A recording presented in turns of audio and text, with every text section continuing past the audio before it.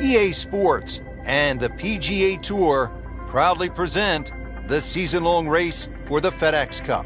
Today, it's live opening round coverage of the Charity Invitational. Located in Troon, Scotland, founded in 1878, Royal Troon Golf Club playing host to the Open Championship 8 times and is slated to host its 9th major championship in 2016. I'm Rich Lerner for EA Sports, and alongside me today, my friend and colleague Frank Nobilo. Frank, you've played in the Open Championship on a couple of occasions here at Royal Troon. It's a golf course that features some breathtaking scenery, and it can also serve up some breathtaking golf. True Links golf course, Rich. Relatively soft start can certainly lull you into that false sense of security, and then the golf course really starts to open up. That homeward 9, often coming back into the prevailing breeze, is very much a stern test. Up with the big boys now, Frank. Well, we saw that previous tee shot go 310. This one's further. Ready for a second shot, trying to knock it on the green.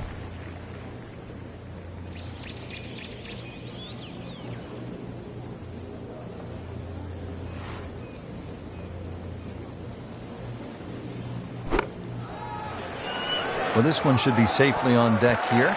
I mean, that's how the game is played, right there. He's just making it look so easy. That birdie coming up, formality. Just a little tap in here.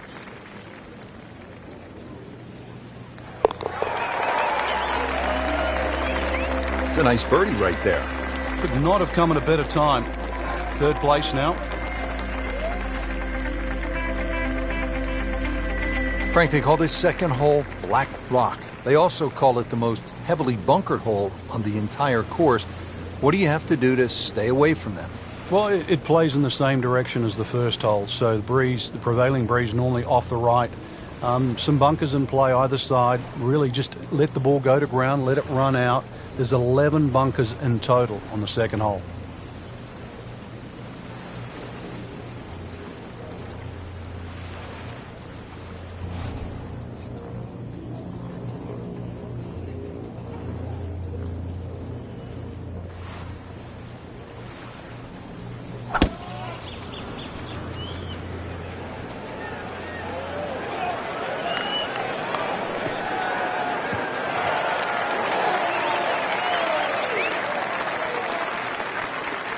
Frank couldn't ask for anything more. Just the lie there, too. It is sitting up like it's teed up. Frank, this is a position where a player is absolutely licking his chops here. Good chance to make a birdie. Yeah, this is when this game just looks like fun. Bunkers don't seem to be in play. The only thing you're really looking at right now is just the flag.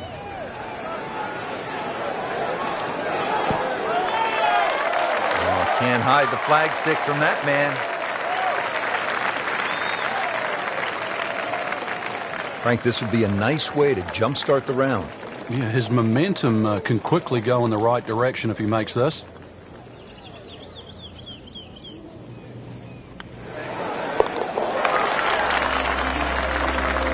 And with that birdie, moves into second place.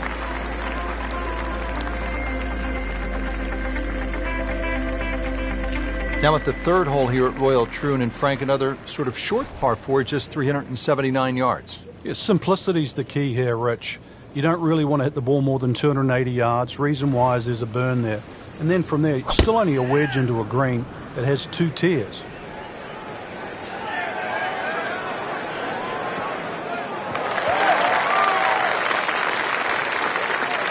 That one is in the fairway, down there about 290 yards. And he's set up for his second shot here, looking to knock it on the green.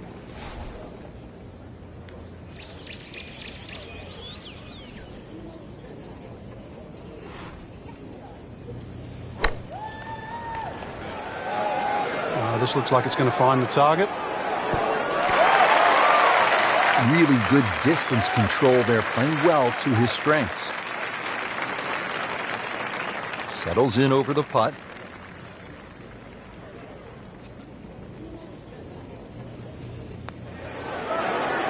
This can be a cruel game at times. Just a fraction too aggressive. Remember, line and speed go together. Sometimes you want that birdie so badly, and all of a sudden you're faced with a lot of work, more work than you had hoped for, just to make the par. Not going to win it with pars, are you? That's for sure. Just feel too good, too talented, and making too many birdies. Back over now to the fourth. As we catch up with today's featured golfer, we have already seen some excellent play. Frank, what are some of the keys to keeping this early momentum? Basically just trying to do the same things. We're seeing good driving, good approach play, and very good speed on the green right now. Keep doing the same thing.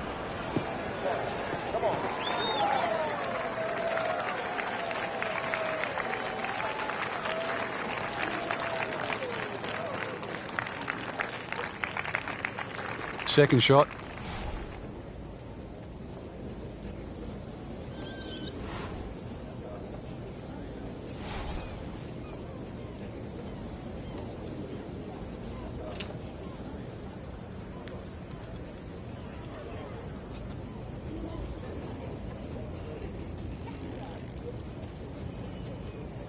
Frank, the handicap system in golf really is the great equalizer, isn't it? Yeah, there's no sport like it. I can't imagine going to Wimbledon and playing, sort of Djokovic or Federer or, playing NFL with Peyton Manning. But, the beauty of golf, we can go out in a golf course. We decide what our handicaps are on the first tee. We decide who's going to get strokes, and then off you go and play. And you play on a level playing field. Frank, that ball's sitting up like it's on plush carpeting. Rich, if you and I had lies like that every time, we'd still be playing this game for a living. Frank, really good chance from this position to make a birdie. Yeah, really the only thing he's looking at right now is the flag. This is a green light special.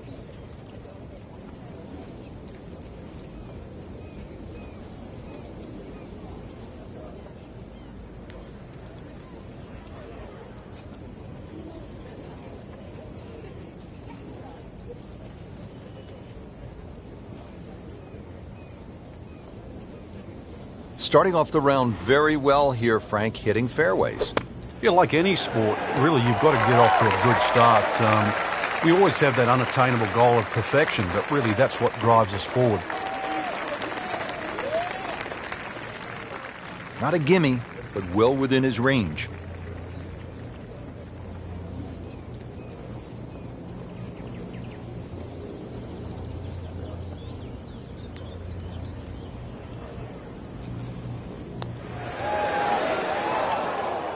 Well, that would have been a bonus had it gone in, but still, reasonable chance for par here. Yeah, there's no damage. You're not going to birdie every hole. Doesn't dig into the lead with that par, but Frank, sometimes, and you know this as well as anyone, you just have to kind of maintain your footing out there. Now, the first par 3 here at Royal Troon, it's the 5th hole, a little bit more than 200 yards. What's the challenge here, Frank? A lot depends on the breeze. Plus, you remember, you've got to allow for the roll and the bounce here. So anything pitching on the front of the green, let that ball release or kick towards the middle and back of the screen.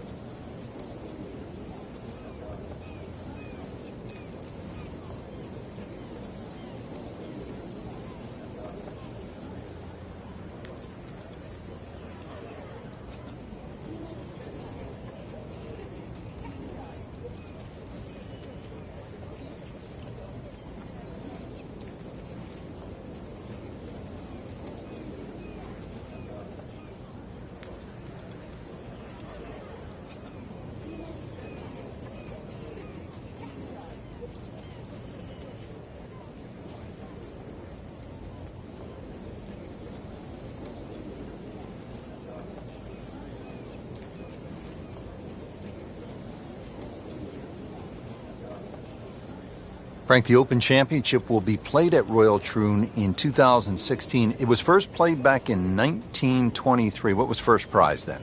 A mere 75 pounds, so that equates to about $150 US. And just to give you an idea, the last time they played there, Rich, was back in 2004 when Todd Hamilton beat Ernie Els. He got a whopping 720,000 pounds. That's right, nearly $1.5 million. The money's nice, but every player would tell you, Frank, it is still all about that claret jug. It is, and that's actually suited the Americans because since 1962, they've been to Troon 6 times, and 6 times the victor has been American.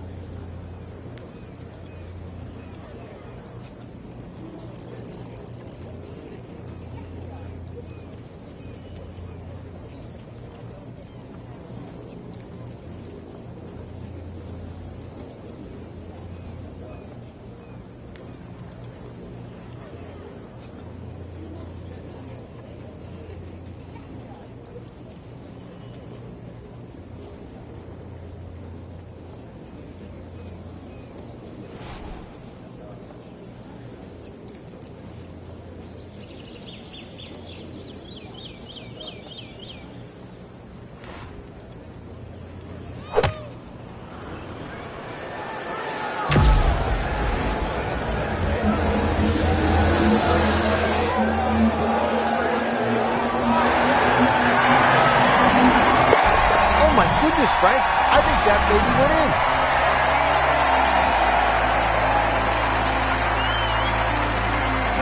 Rich, in that great opportunity, name on top of the leaderboard. It is only round one. Good place to be.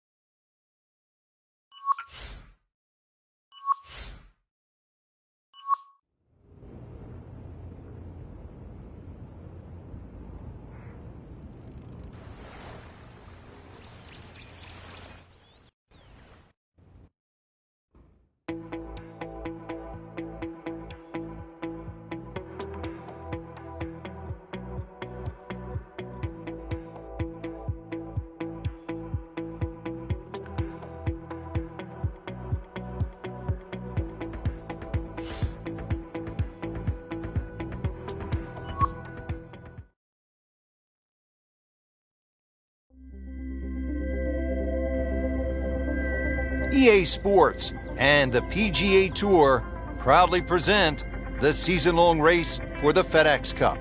Today it's live second-round coverage of the Charity Invitational. Frank, through the years, there have been some great winners at the Open Championship played at Royal Troon. Well, just in recent history, remember Mark Kalkovecchia in the playoff with Wayne Grady and Greg Norman. There was also Todd Hamilton when he beat Ernie Els in the four-hole playoff. And back in 1996, Justin Leonard was to win his Open Championship. Tom Watson also won an Open Championship here. Tom Weiskopf, his only major, that was 1973. The great Arnold Palmer, Bobby Locke, they all won at Royal Troon.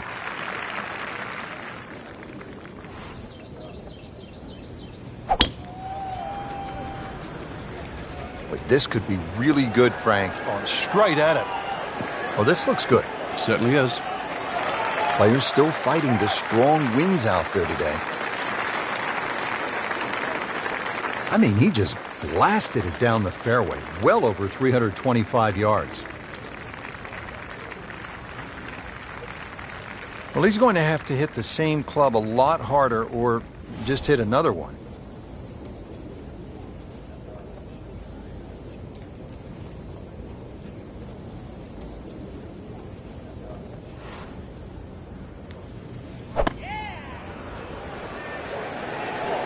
Appears to be what they call a commercial play. Very solid. Well, that's how you do it. Hit it close, take the pressure off that putt. That one should be no problem. Standing over this putt, concentrating on the read.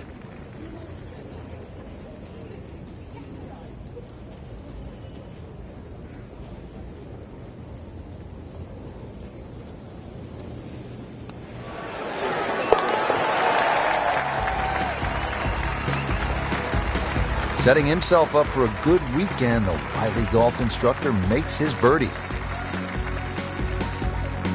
Frank, if you needed a reminder as to just how difficult this 11th hole is, none other than Jack Nicklaus had his problems here. Yeah, he turned pro in 1962. He just won the US Open at Oakmont, and then he came to Troon, and on the 11th hole, he made a 10. That's right, double digits.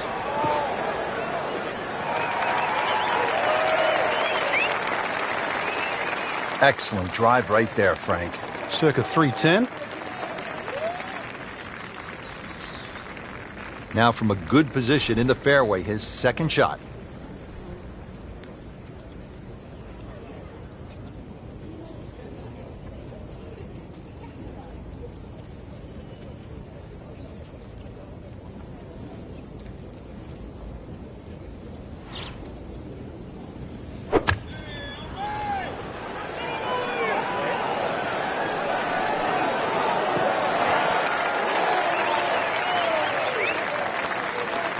and it makes the green in regulation.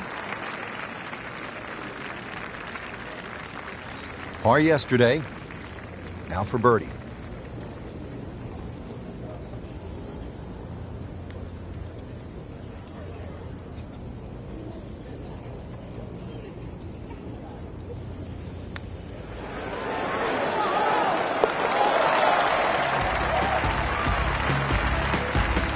Well, birdies are hard to come by in this situation. So tight. Keeps him right in the thick of it. Frank, how do you size up the 12th hole here at Royal Troon? Well, first look at 430 yards, you'd think it'd be a rather easy par 4. But that's not really the issue. The issue is course right and left.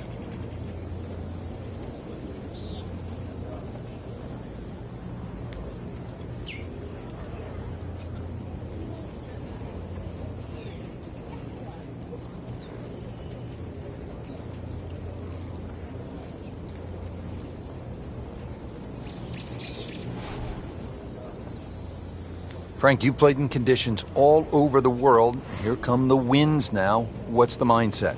Well, this is really what separates the men from the boys. This is where you've got to tell yourself, and it's an advantage to you. Obviously, the scores will go up a little bit, given the conditions. But once again, this is going to suit the stronger player today.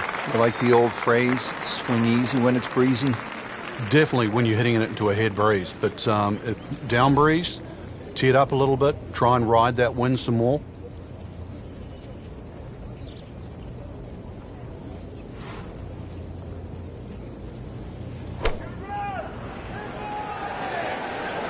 Seems to like it. Looks like it's headed for the green. That was a solid strike and a good result.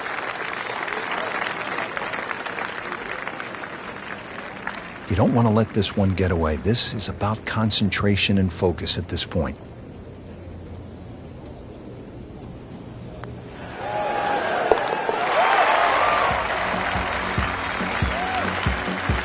Racking them and stacking them right now. 6 under par for the tournament. And now the tee shot here at the 472-yard par 4 13th. A hole that bends to the right. Ideally hit it down the left side. And then you're playing to a raised 2-tiered green.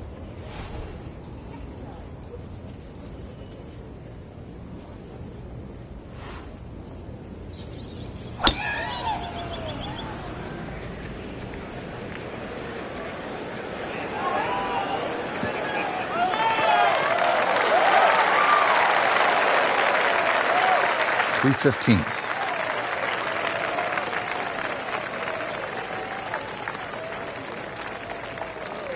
Second shot. Good look at the green.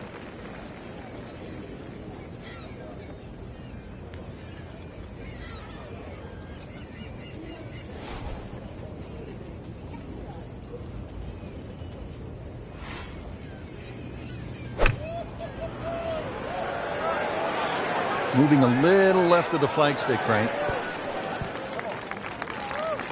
Not terrible, but not his best.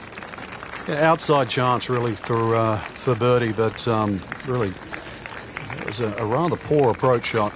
Now this for birdie came away with par in the previous round.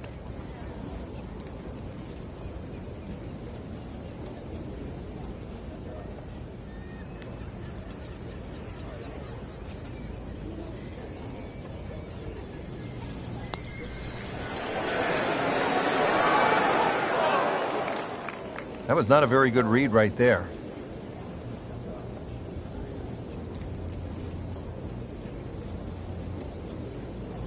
Just 5 feet left.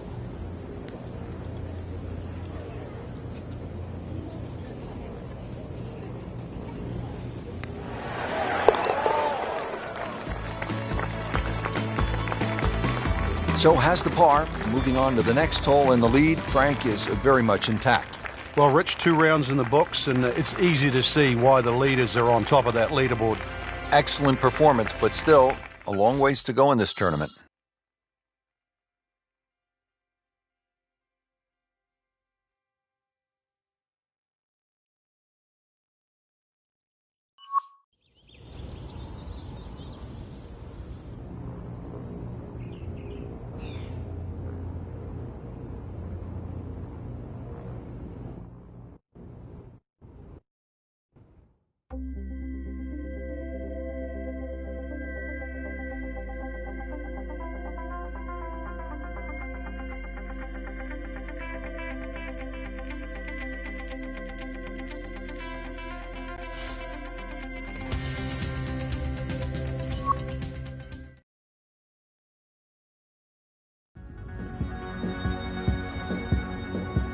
EA Sports and the PGA Tour proudly present the season-long race for the FedEx Cup.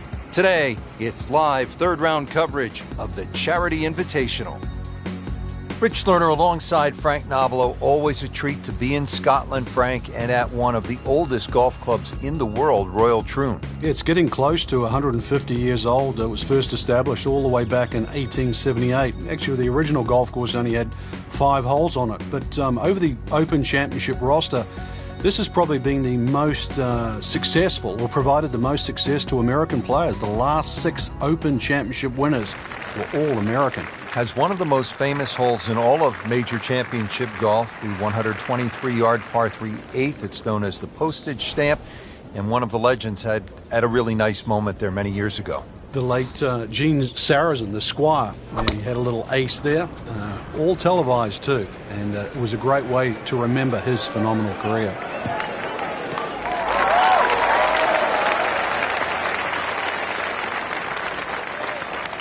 That is a really good tee shot right there, Frank. I think that tipped the 300-yard mark. Little uphill to this green, Frank.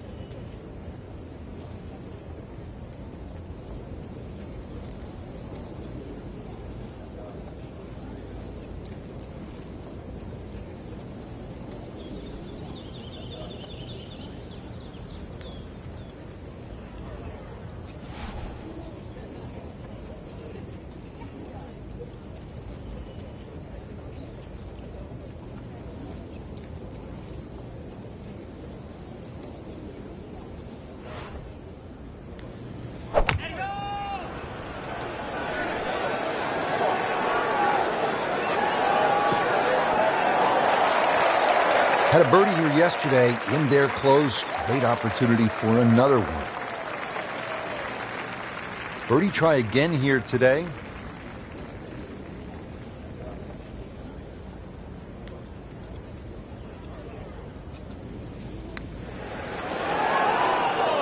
Wow, he got robbed, Frank. No, it's like kissing your mother-in-law. Clean this up with a tap.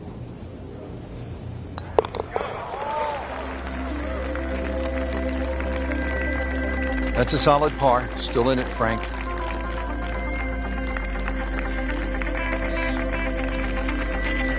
Daunting tee shot here at the par 4 11th, Frank. This is all you want. Yeah, this requires your best tee shot. Doesn't matter if it goes left to right or right to left. This is a must-hit fairway. Otherwise, you don't know what you're going to finish up shooting.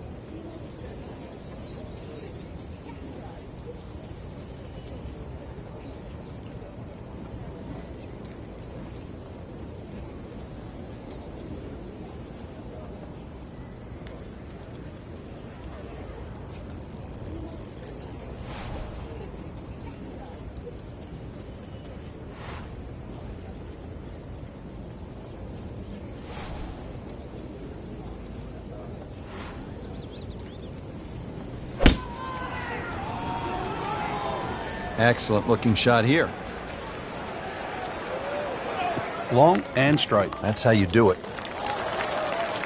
Frank, it makes the game easy when you play it from the fairway. Especially when you play it from a lie like that. This, the second shot here at the par 4.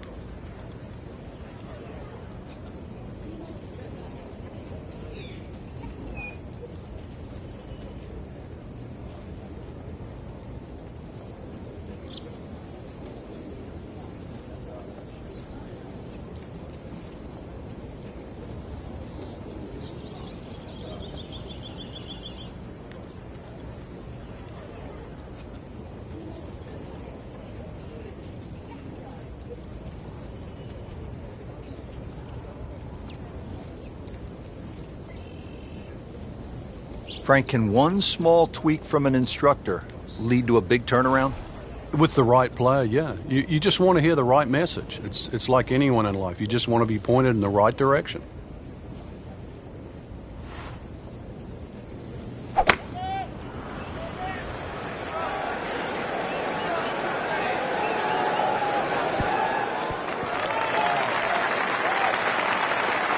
That one inside of 10 feet, really dialed in.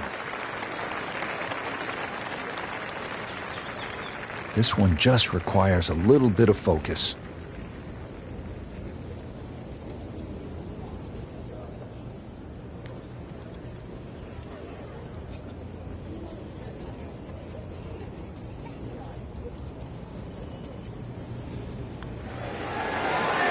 Just slides by.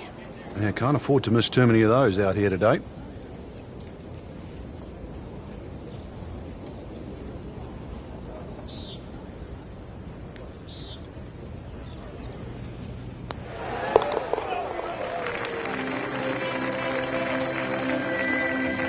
Those keep the round going, those par putts.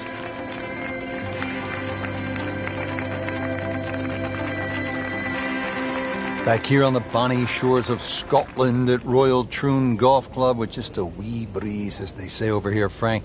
On the tee at the 12th. Yeah, hole that bends to the right, gorse right and left. There's a bit of a mound and rough down the right side. That has to be avoided.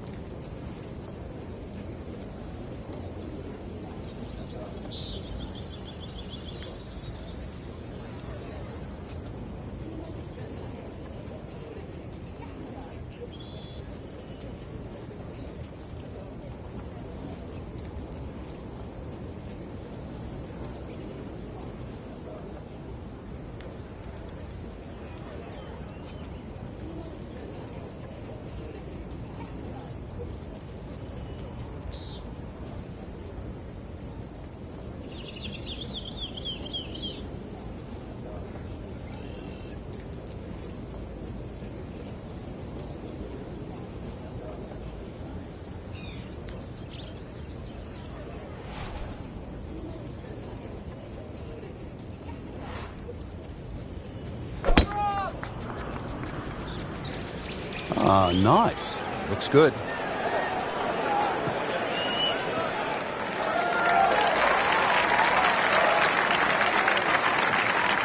He has given this one the full treatment. Perfect release through the ball. And this shot is on the fairway, over 300 yards.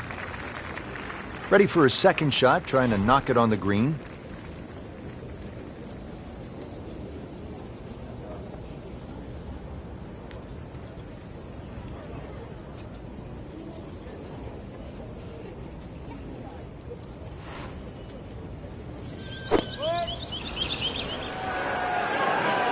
This is not heading in the right direction. No, it looks like it's going to be in the rough. So the second of the par 4 goes begging, and now I'll have to rely on the short game. Yeah, but a short game, as we all know, can redeem a lot of mistakes. Let's see if he does it here.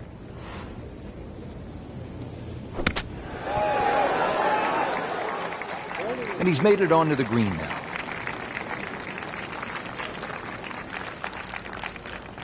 Even par currently.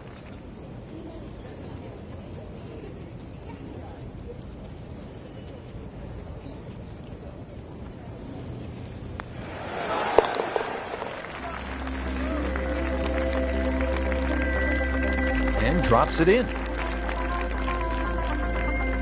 Frank beginning to head towards home. This is the 13th of par 4. Another dogleg right. Problem isn't really the tee shot here, even though there's undulations and mounds all over the fairway. Second shot's played uphill to an elevated green.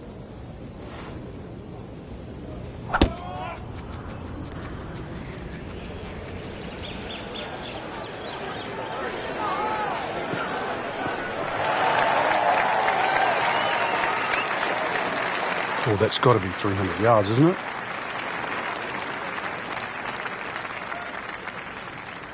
Frank, really good chance from this position to make a birdie. Yeah, really the only thing he's looking at right now is the flag. This is a green light special.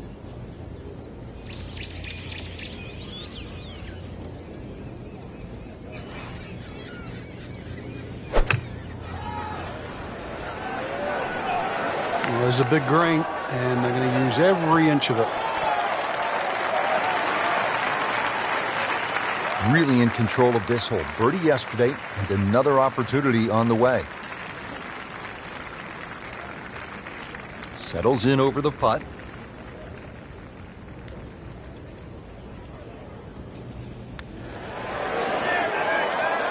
Oh, I thought they'd at least pick up a shot. Birdie looked like a sitter. Now par.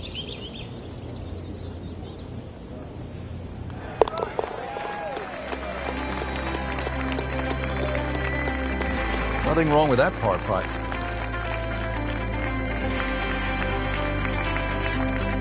So through 54 holes, a really good position inside the top 5 with 1 round to go. Yeah, and those handful of players that we're looking at, Rich, they certainly have looked the best players this week, which makes tomorrow look like a real thriller.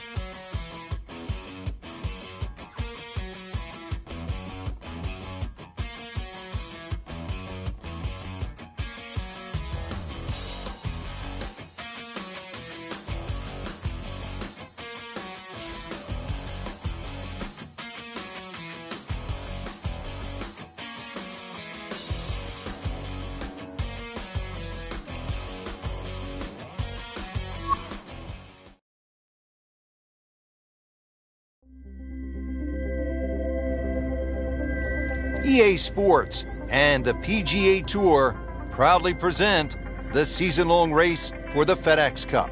Today, it's live final round coverage of the Charity Invitational.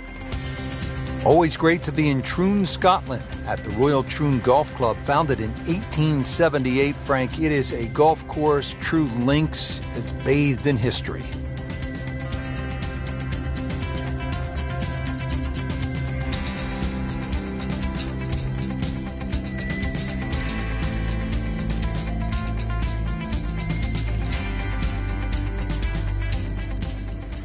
Now at the 15th at Royal Troon Golf Club, 483-yard par 4. This, Frank, is one of the hardest holes in the course. It's certainly a stout par 4 at that distance. If you're playing it into a head breeze, then 260 yards is certainly going to be a big tee shot. But 260 yards takes all the bunkers out of play.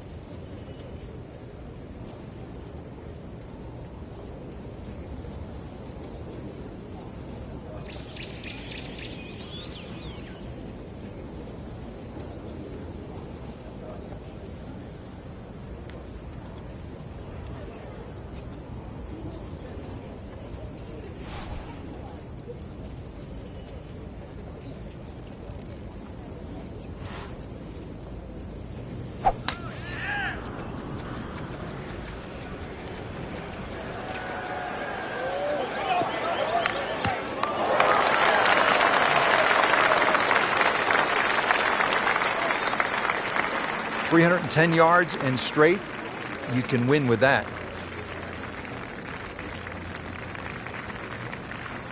Second shot.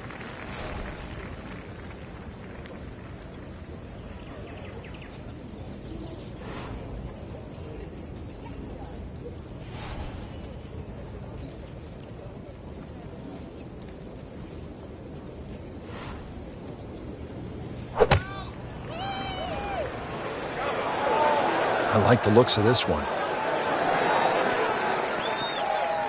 That one was running so hot.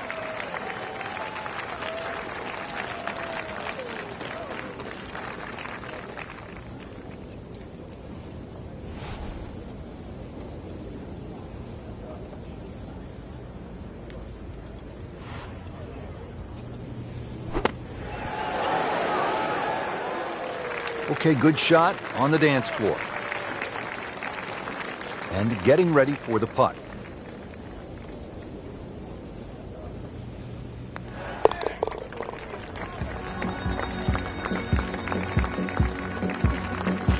Good effort and good par putt.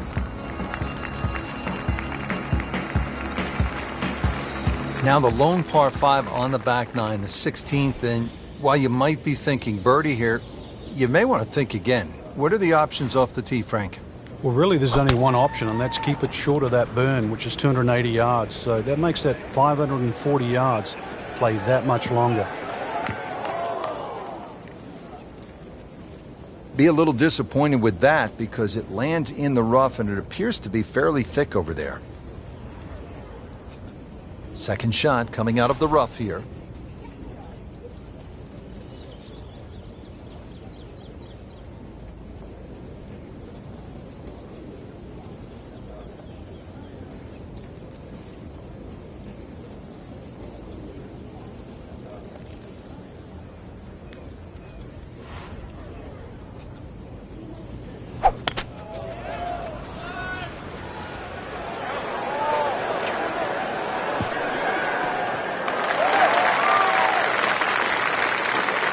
So from the rough back to the fairway, that's the right way to go. Yeah, didn't take the bait, and at least now he's only going to play the price of a poor tee shot. Still got a good chance, though, getting away with par.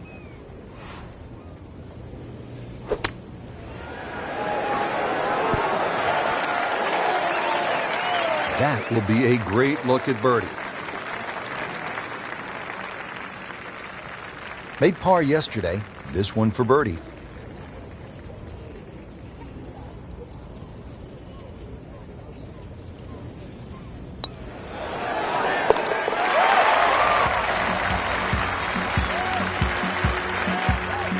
Player knows they're on the move with that birdie. Quick glance at the leaderboard. They can see, Frank, they're not out of it. Things are very volatile right now. Frank, now to the hole they call Rabbit, 222-yard par 3. I don't know why it's called Rabbit, because this is certainly some tough par 3. Green sits up a little bit. There's a big roll-off on the left side, well bunkered. This takes a brilliant long iron shot just to keep it on the green. Seems to like it. Looks like it's headed for the green. Well, I'm reminded of what an old caddy used to say about the great Lanny Watkins when he was on fire. You can't hide the flagstick from that man. And this would be nice. 2 straight birdies.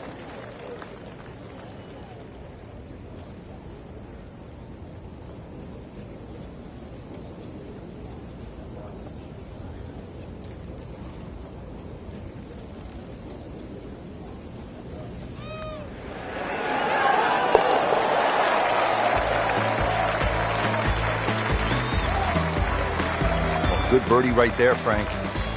Oh, time to get another cup of coffee. Things are heating up. Frank, at the 1989 Open Championship, Greg Norman was in great position in that playoff with Mark Calcavecchi, and I believe it was Wayne Grady. What happened to Norman? Well, he started off tremendous in the playoff. The playoff was 1, 2, 17, and 18. He birdied the first and the second hole. Missed the 17th green just on the left. Took 3 from the edge, which allowed Calcavecchi and Wayne Grady back in. Then took driver up off 18. It bounced just 1 hop too far and found that bunker on the right side. And, of course, the rest was history, and Mark Calcavecchi was crowned the Open champion. Yeah, the Great White Shark, so often so unlucky at major championships.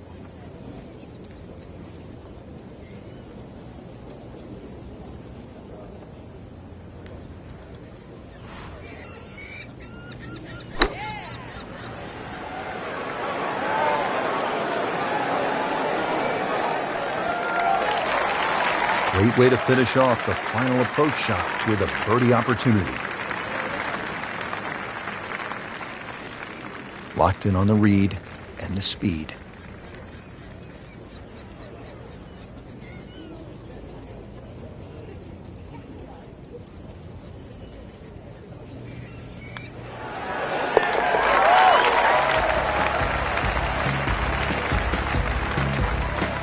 With that birdie, he moves into first place. And look at the look in the eyes now. And that wraps up the final round. Just a great performance by our champion today. Couldn't agree more, Rich. I think this one will have to go down in the books as an absolute classic. Fantastic play, not only in the course today, but all week long.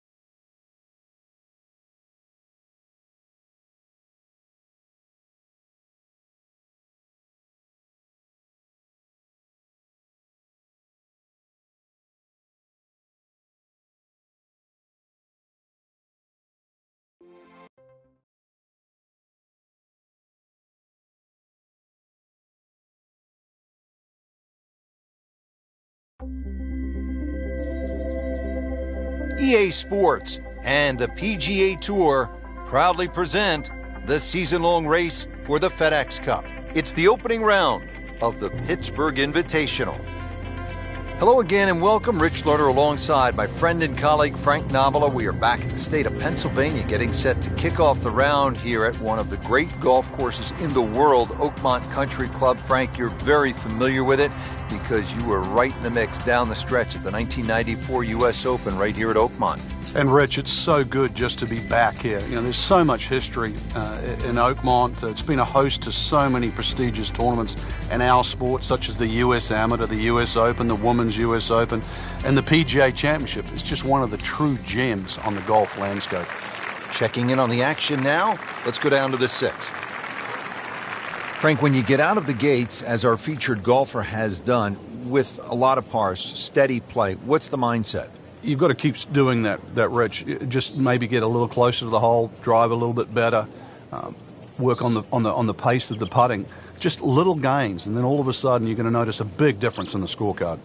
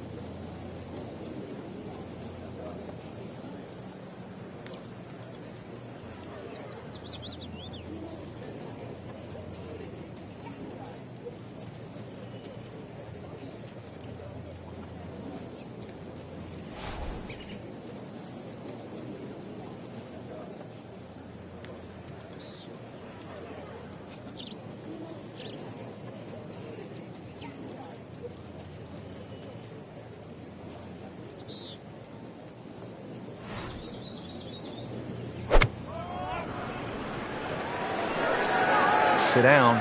Get down. Oh, this is going. It was almost like that's what he wanted to do, but why would you want it to run over the back?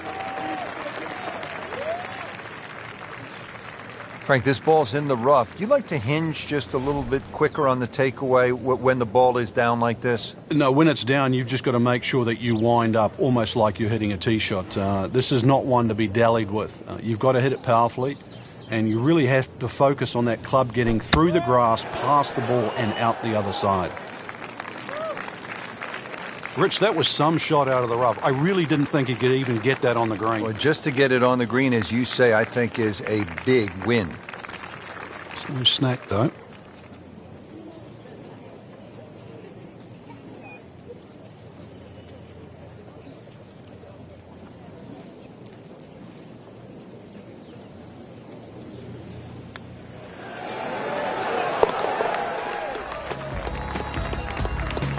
Even with that par, will drop down on the leaderboard.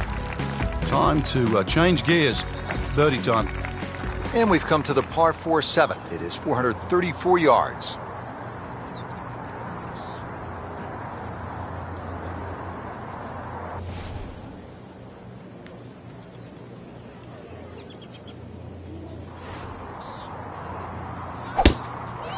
He makes a great pass at the golf ball. It's powerful, but it's rhythmic at the same time.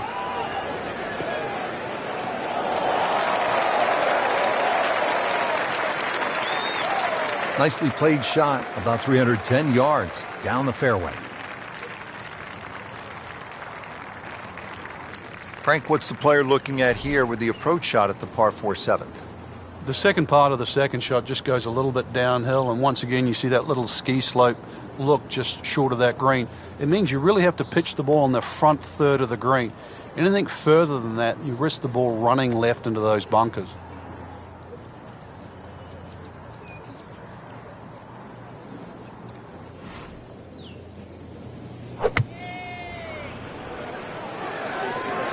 This looks like it's going to find the target.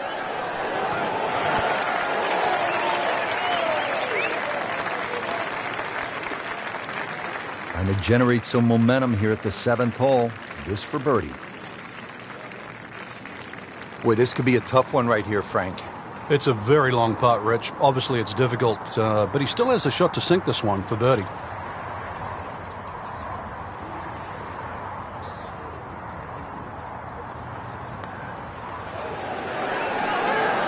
Frank, this game will drive you crazy. Yeah, you can do so many things right, and then just something so simple, completely wrong. This one just requires a little bit of focus.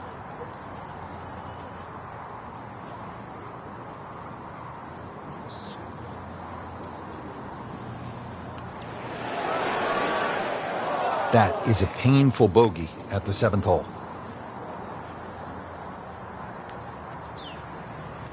Hoping to drop only one shot, this for bogey. So that's a bogey, and now to 1 over par for the tournament. The par 3 8th. This is where Angel Cabrera, Sunday at the U.S. Open in 2007, made a deuce, and it was set up to play at 300 yards on that final day. This is all you want, Frank, in a par 3. Yeah, it was the first 300-yard par 3 ever in a U.S. Open.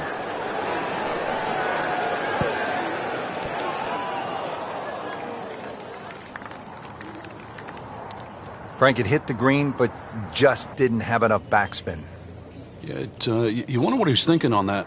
All right, so greenside bunker. What's he looking to do with this shot, Frank? Well, really you have to look at the amount of green you got to play with. You don't have to try and fly the ball right by the flag. Allow it to run. Plus, if you can get it to run like a putt, you never know. It might just go in. Either misjudged the win or simply just pulled the wrong club, Frank. Going to take some skill now. Remember, out of the rough. Expect the ball to jump forward a little bit. Well, that's what separates the good players from the great players. The ability to get it that close from that kind of lie. Shouldn't be a problem here, but not a formality either.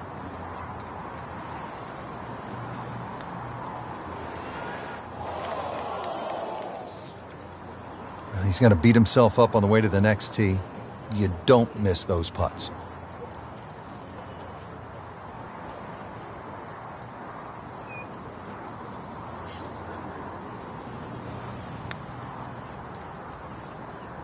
Well, double par here. Time to pick up and move on.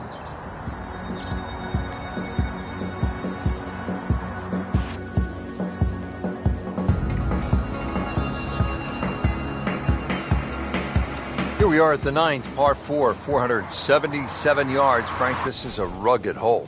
It is. It used to be a par 5. Some say it should still be a par 5. Long, straight hole, runs alongside the first hole there. Bunkers left and right. And, of course, if you find the rough, the remnants of what used to be a par 5 is that nice little cross bunker in the middle of the fairway, which forces you to lay up.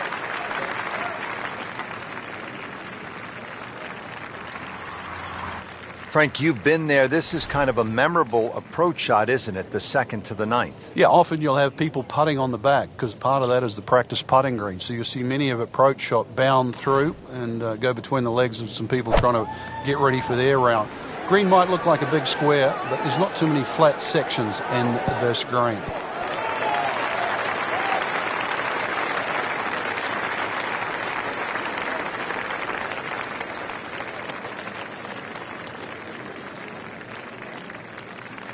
Birdie chance here. Very long putt, though. Got to be a little careful if it gets away on him.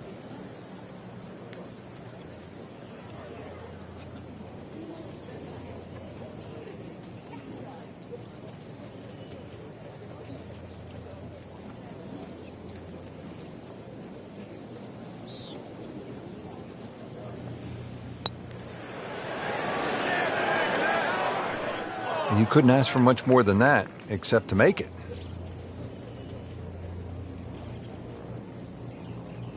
You don't want to let this one get away. This is about concentration and focus at this point.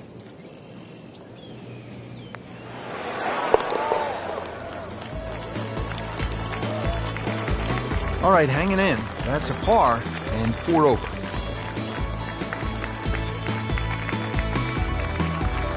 Take a look now at the 10th hole, Frank. Par 4, 462 yards. Yeah, this one can play a lot of different distances. And the reason why is if you can sneak a driver to catch the downslope, it can run all the way down. You can have just a wedge in here.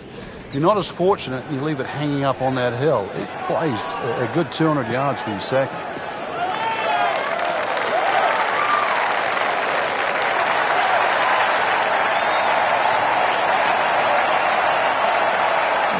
Goodness, he pumped it, he thumped it, he jumped it. What a drive. Frank, really good chance from this position to make a birdie. Yeah, really the only thing he's looking at right now is the flag. This is a green light special.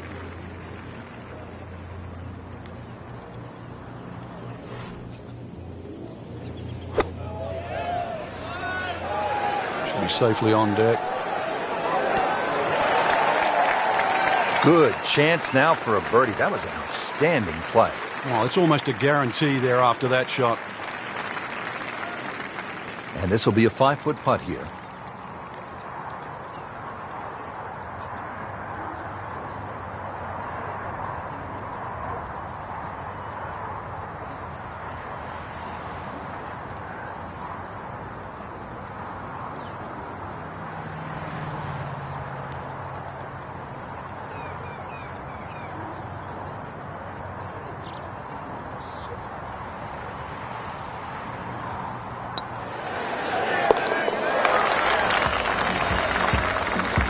Setting himself up for a good weekend, the wily golf instructor makes his birdie.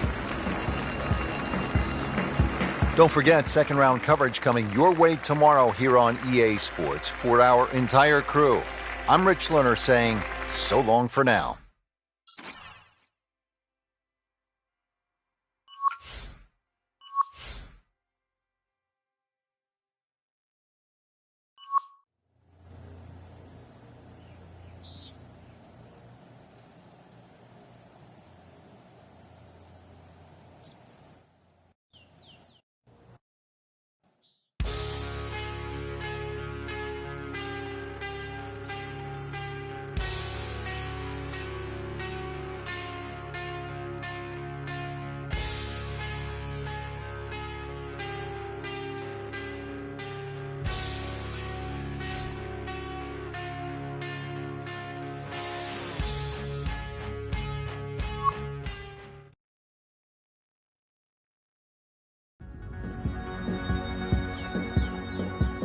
EA Sports and the PGA Tour proudly present the season-long race for the FedEx Cup.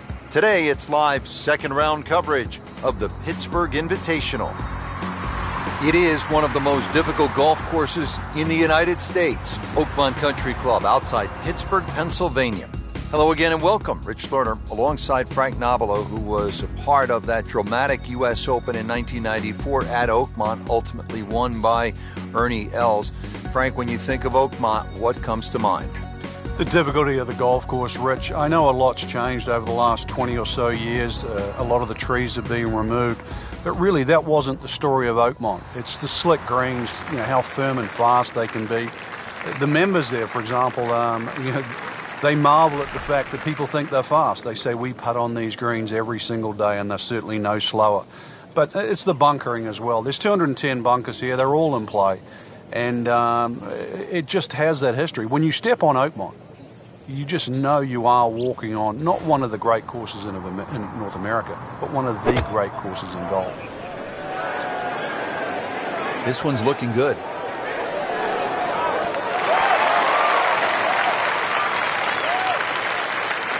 Pretty close. He'll be looking at about 15 feet for birdie. See if he can get something going here. 2 straight birdies.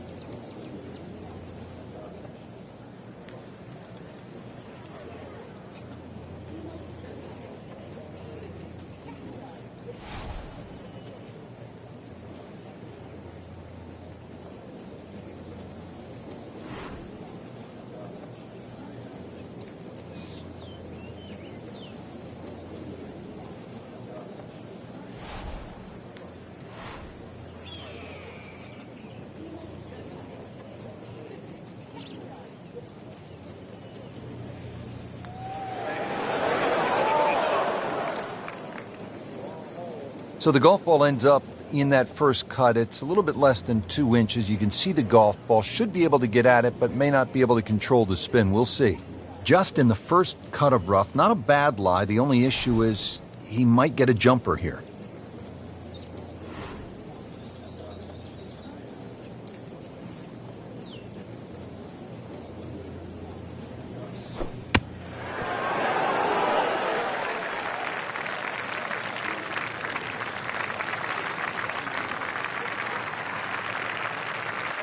So a tester from 4 feet.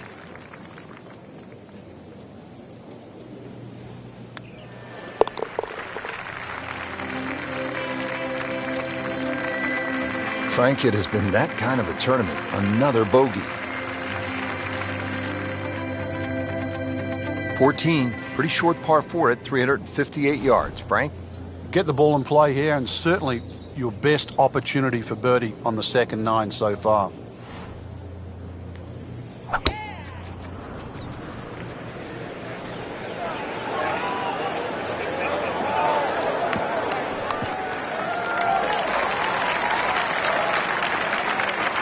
Just a good solid tee shot right there, about 280 yards.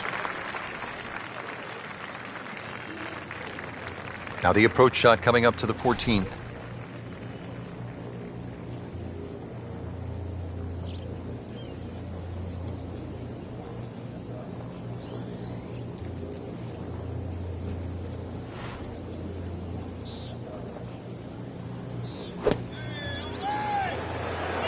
Good-looking shot right here. Regarded as a very accurate player, that shot says it all.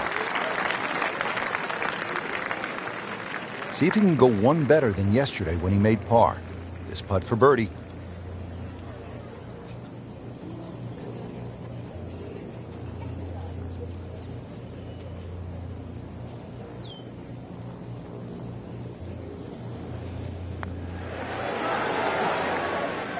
Well, there's an opportunity wasted.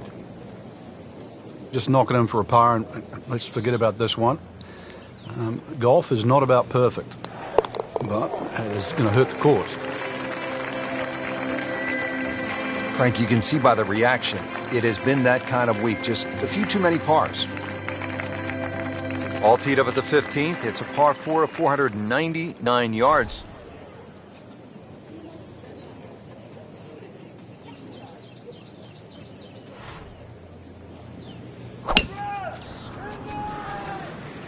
Frank, did you hear the sound of that coming off the club face? It was like a cannon.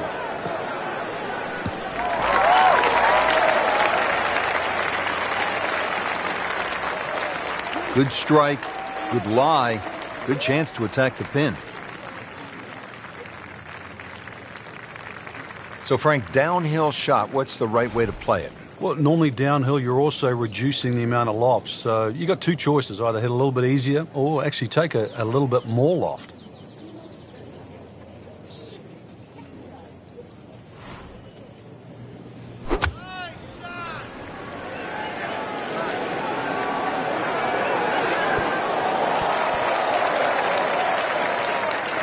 No problems there. Really good approach shot. And now, good looking birdie. Locked in on the read and the speed.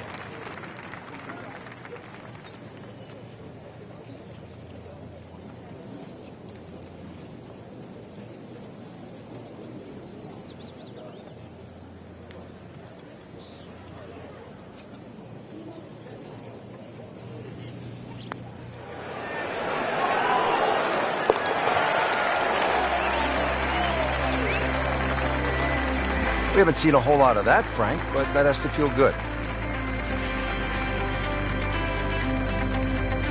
On to 16 now, a 231-yard par 3.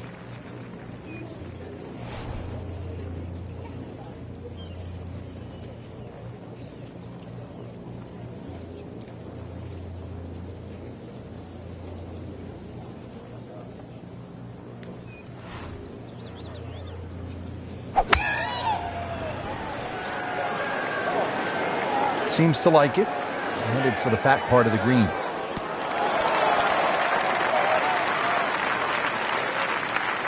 It was almost like that's what he wanted to do, but why would you want it to run over the back? Ball sitting down here in the rough. He's digging in.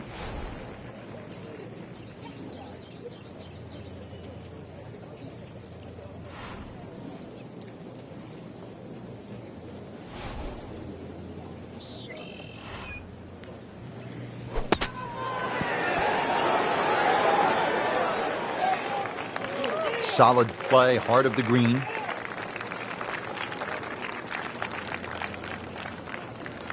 Par attempt here.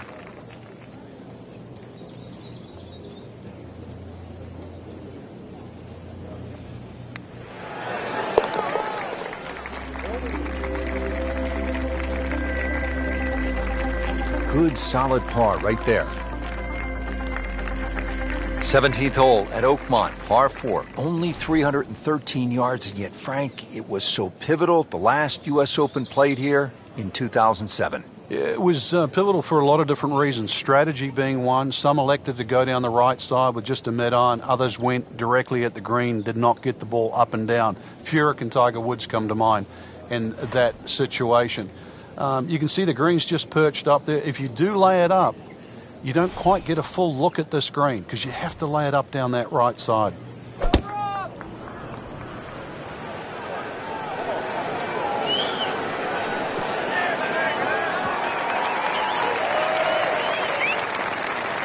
A great way to start a hole, nicely placed in the fairway. Well, Frank, as we look at this approach shot here at the 17th, the execution has to be absolutely precise, doesn't it? There might be harder wedge shots in the game, but a 17th hole in a U.S. Open, right now, I can't think of one.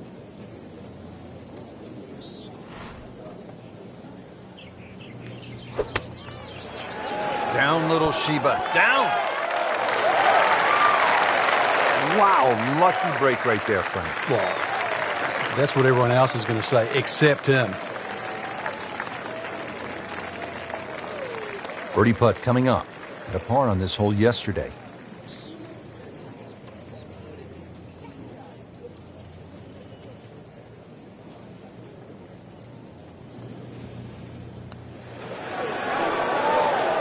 Frankie took plenty of time on this birdie putt. He looked at it from 3 different angles. He forgot one very important ingredient. Yeah, pace. You can definitely fall in love with the line, even with approach shots as well, but obviously we see it more on putting. Did the job right there.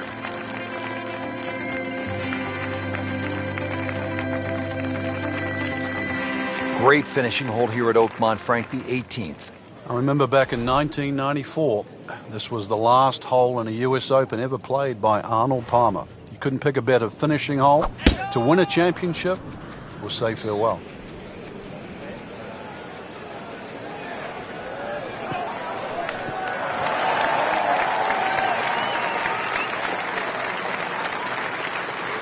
Always want that last drive of the day to be a good one, and they've done it. That is excellent. Well, the U.S. Open could well be decided right here with this approach shot to the 18th hole, Frank. Another one that's going to have to be launched right up in the air. Carry that false front and then hopefully land softly and not get too much ground movement from the general terrain of this 18th green.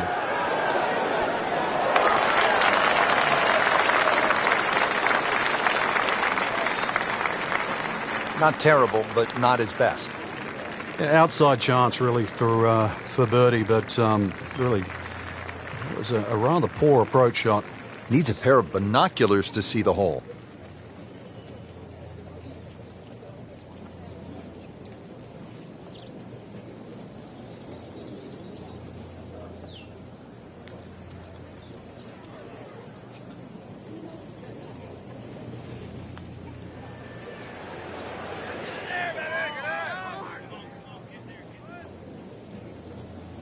So a long putt there and just didn't read it quite right.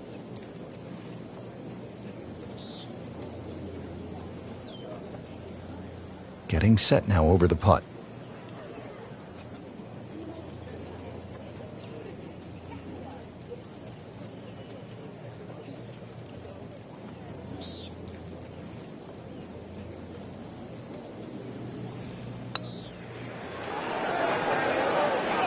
That's good work right there. Just a tap in.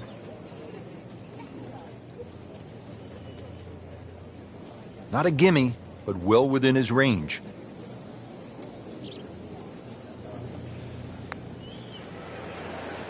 Wow, he got robbed, Frank. No, it's like kissing your mother-in-law. Nudge this one home, finish it up.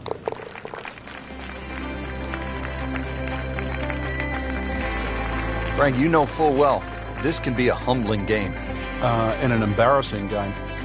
Bad news, that was a poor performance. The good news, they made the cut. Yeah, we didn't see their best. Hopefully we see their best over the next 2 days. They're more than capable of chewing through a few names up on that leaderboard.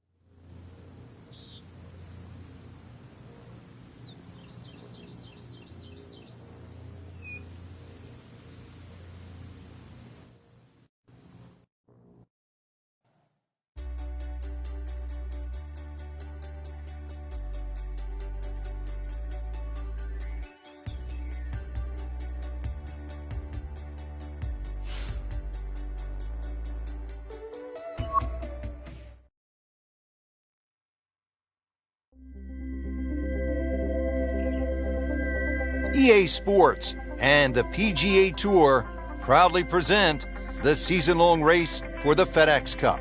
Today, it's live third-round coverage of the Pittsburgh Invitational.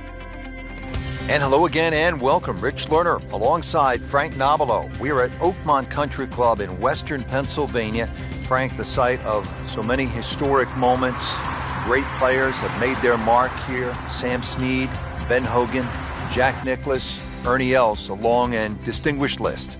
Oakmont, if it's not the most difficult golf course in North America, Rich, it's certainly one of the most difficult golf courses. With its 210 bunkers, really personified by the church pews, the hard and slick greens that slope away from the player and the tight fairways. This golf course always requires the utmost precision.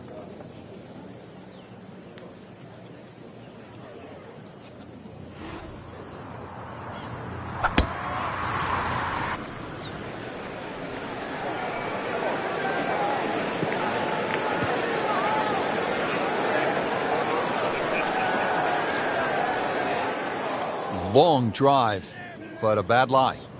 Wicked. Second shot coming out of the rough here.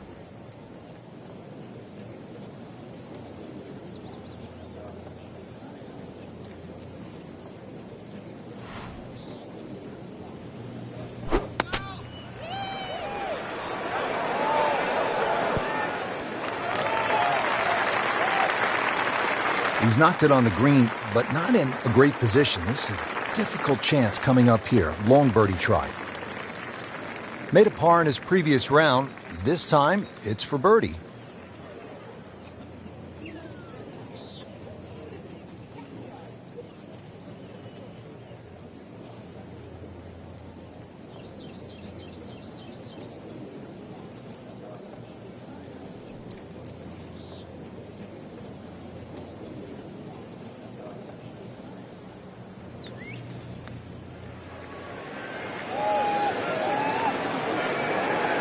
Speed wasn't bad on that long putt, but the read wasn't very good. This one just requires a little bit of focus.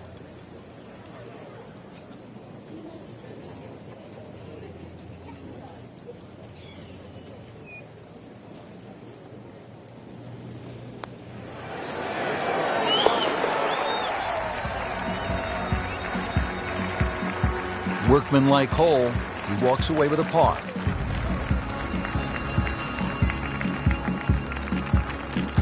We are at the par 5 12th here at Oakmont. This is a big par 5 at 667 yards.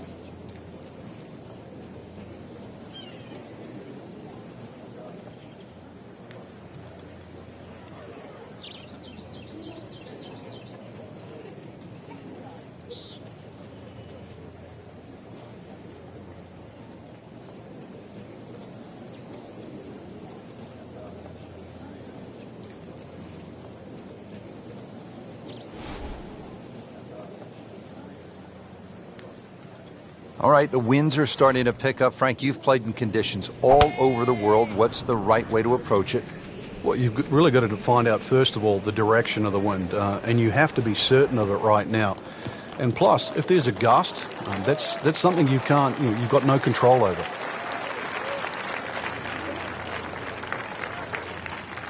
Looks like he's going to have a go at it here at the par 5, his second shot.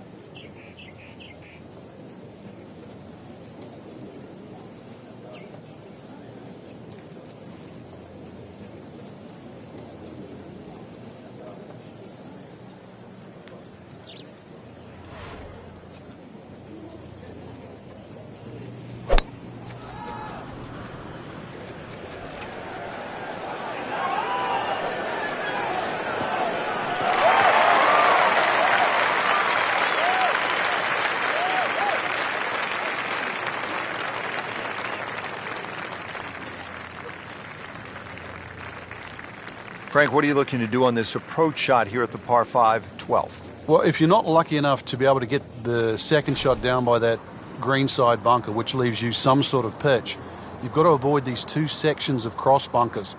But remembering, you're heading to a side slope, so either draw the ball against the side slope or somehow aim it high enough up the hill that there's enough fairway for it to stop on.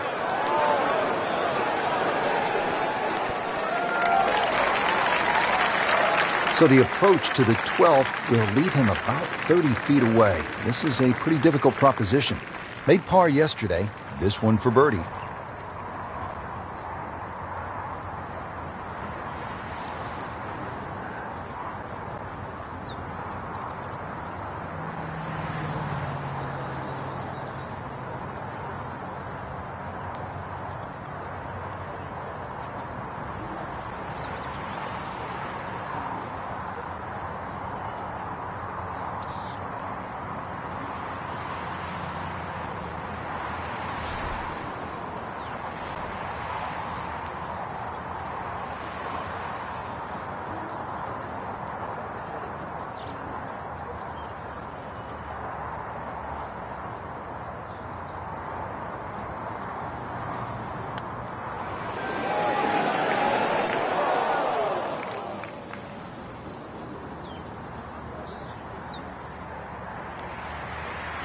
Jeez, that one just blew past the hole.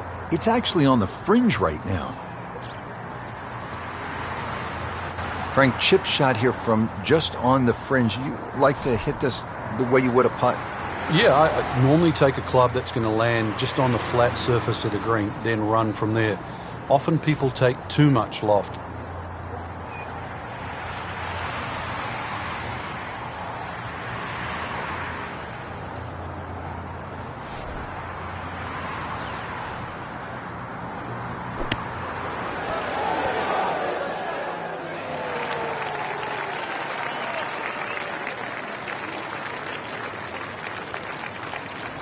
So they'll tap in.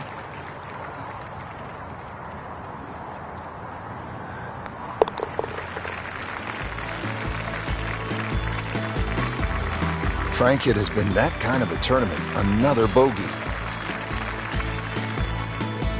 From a long par 5 to a relatively short par 3. We're at the 13th at Oakmont, 183 yards. Frank? Another hole because of the shape of this green that you're almost breaking down into 3 sections. That front little circle you can see, the bit in the middle or the bit at the back. You're trying to play to one of those 3 sections.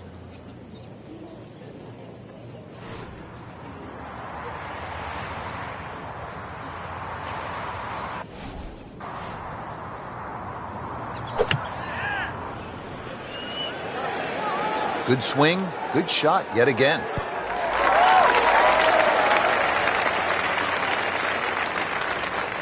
Birdie try up next.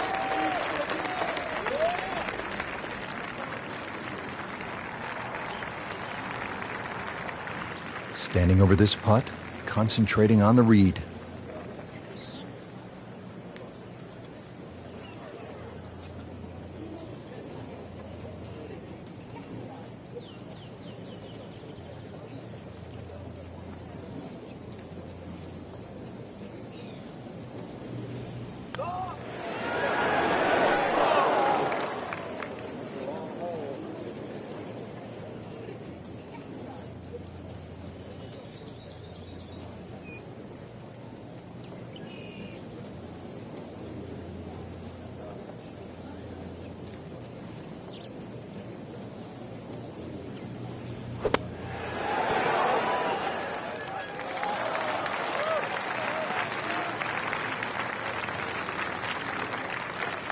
Trying to get out of here without too many bumps and bruises. This one is for bogey.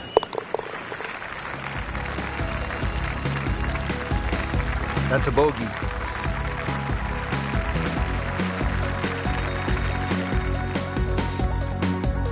Rich Lerner back with you at the 14th hole at Oakmont. And this is a hole that offers up a pretty good scoring opportunity, a short par 4 at 358 yards.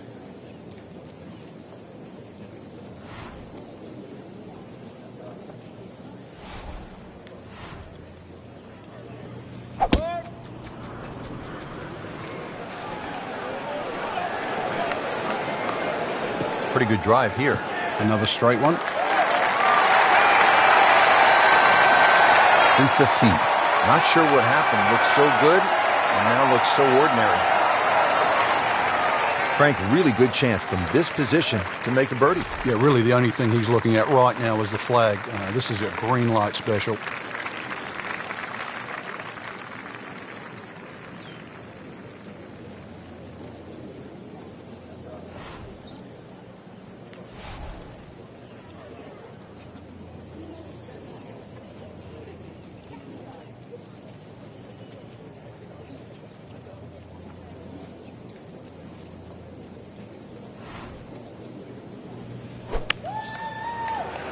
Get down. Look out.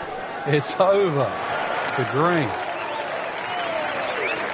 Certainly had enough power, just didn't have any touch.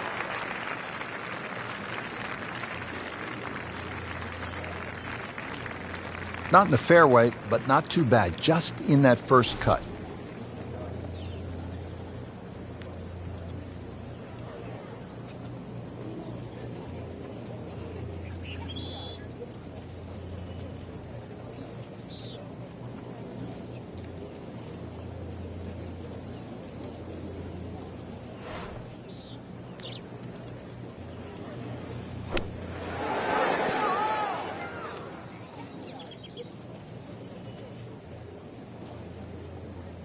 Well, the stats say that is a green hit in regulation, but it's not yet a par on the card. Very tough putt coming up. Little redemption chance here. Had bogey yesterday.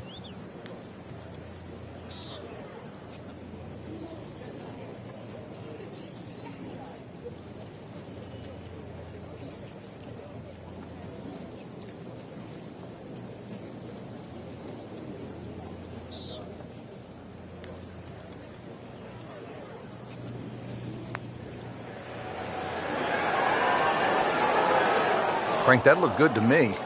Dropping a shot here late in the round, Frank, with that bogey at the 14th.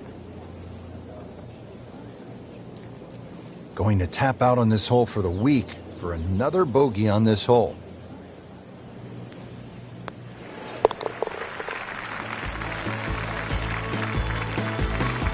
So a drop shot.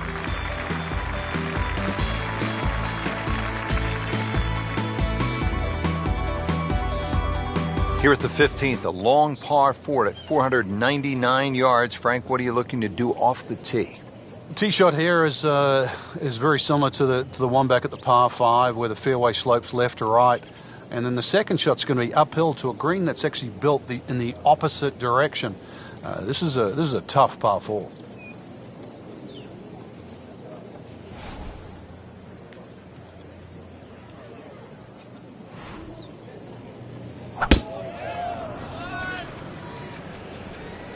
This is not heading in the right direction. No, it looks like it's going to be in the rough. Into the tall cabbage. That ball is swallowed up. Second shot coming out of the rough here.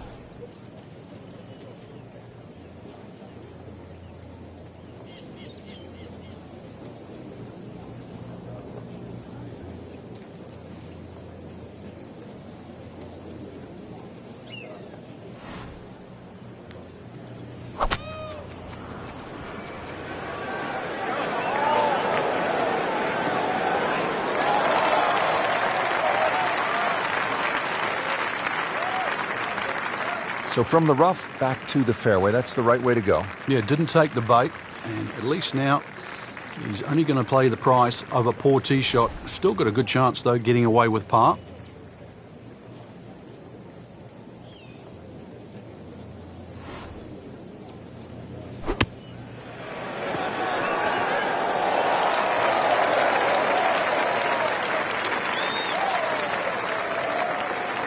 One settles about 14 feet away. Not bad.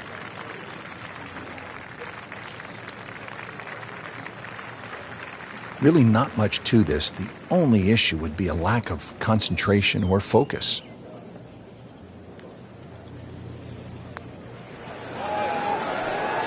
Wow, that's disappointing. Chance to get too deep on one hole and you leave it short.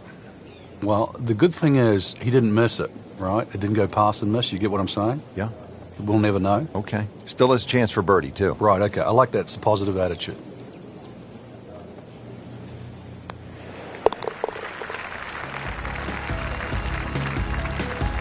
And he has it. A good putt redeems all. That concludes round 3 here. Not a very good one, Frank. Yeah, really a poor performance is the only way to put it. Rich, missing putts throughout the round really kept them back from putting anything of consequence together.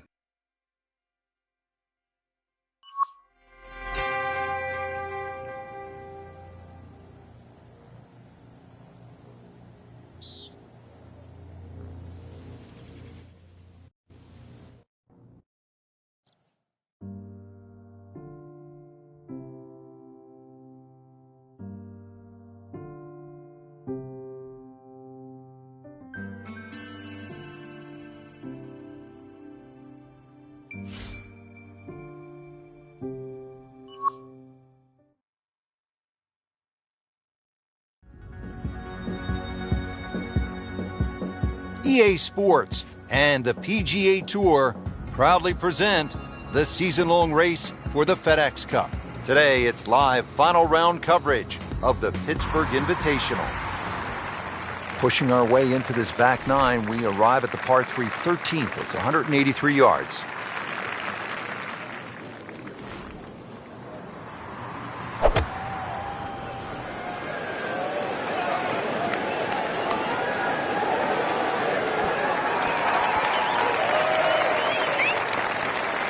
And it makes the green in regulation.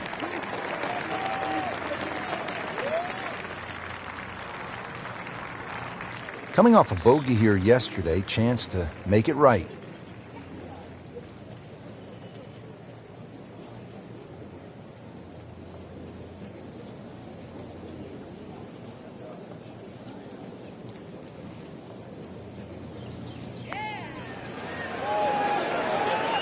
Frank, that's not one you're necessarily thinking about making. No, just a good putt, though. There's no two ways about that. He's putting well. Different day, different hole. Made bogey yesterday. He'll do better this time, it looks like.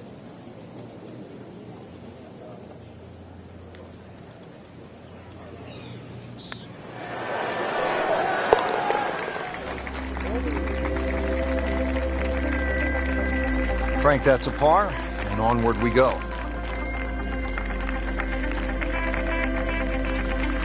14, pretty short par 4 at 358 yards. Frank?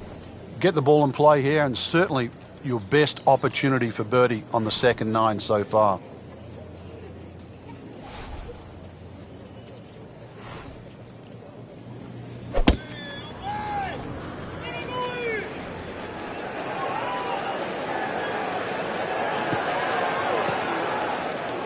Well, the tee shot has landed in the bunker.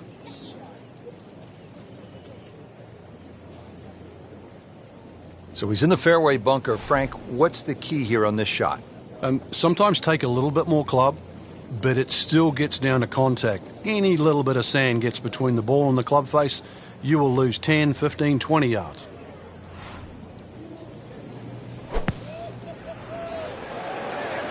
Well, this one should be safely on deck here. Midway through this back 9, could use this birdie here at the 14th. Birdie chance here. Very long putt, though. Got to be a little careful if it gets away on him.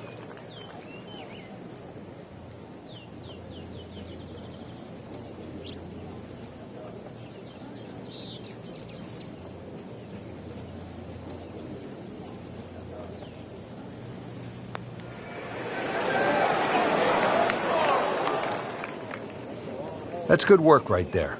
Just a tap in.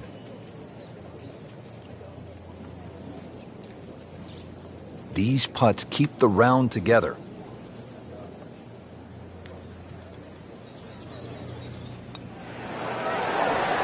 That had to really hurt, Frank, because it looked good all the way. Well, this will test his mettle.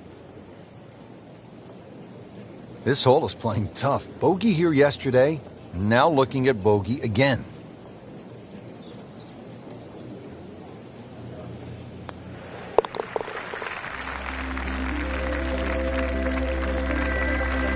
Well, too bad. He gives one back.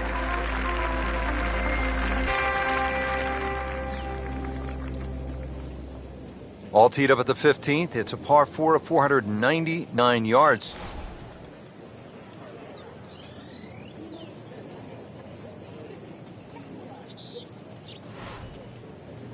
Oh,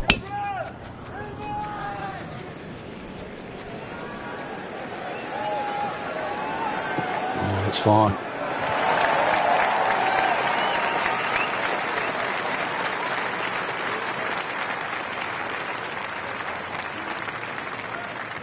Frank, deep into a final round at a U.S. Open at Oakmont. This approach shot at 15, this is where you really need to be focused. You do. The front third of the screen slopes back towards the front right of the green. Then everything in the middle starts to kick towards the right and then the back. So it's a case, like so many other greens here, of using the slopes in your favor. So pick the right club, try and adjust, and well, in the back of your mind, allow for the amount of roll that the ball's going to take when it hits the green.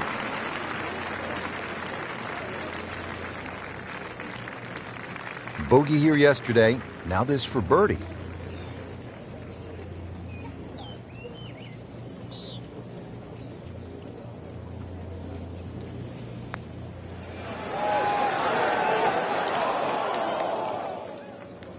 That may have been a bit too much to ask for there, that distance putt, Frank.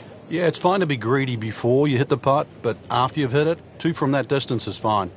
Bogey here yesterday. Chance to better that today.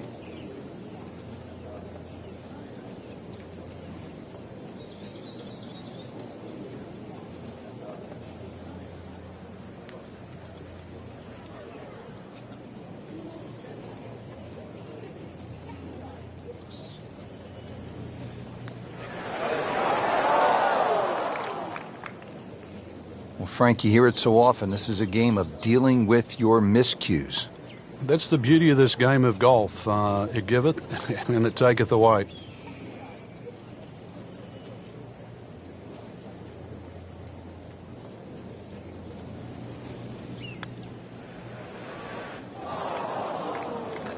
Now, as they say, 300-yard drive, one shot.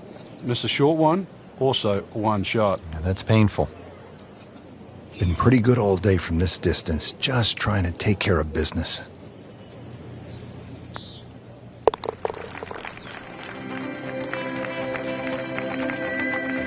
Frank, how do you explain what we saw here? It's a mess. It's probably the easiest way to put it. This is a case of anything that could go wrong.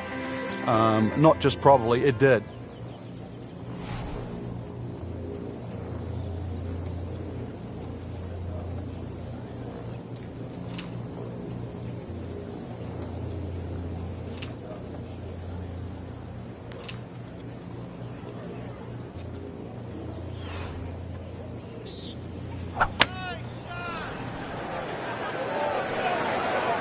This is a good-looking shot.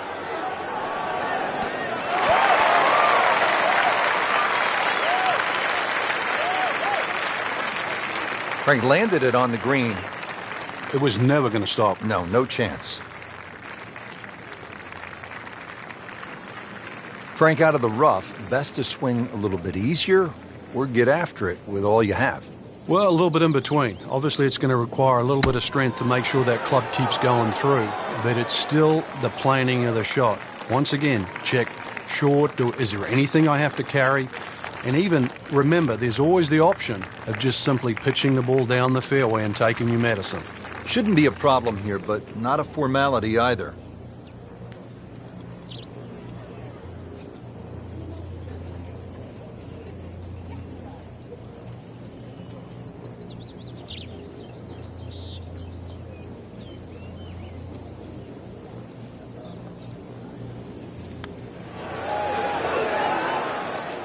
My goodness, what does a guy have to do to make a putt out here?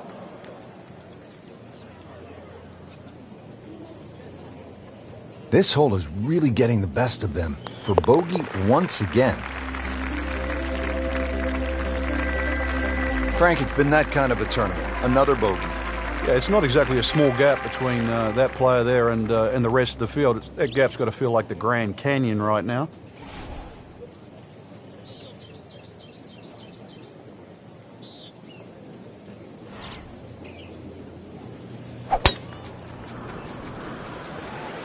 Well, this one has a chance to be really good.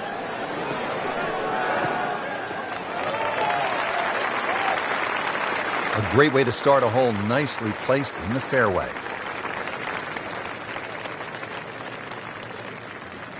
Well, Frank, as we look at this approach shot here at the 17th, the execution has to be absolutely precise, doesn't it?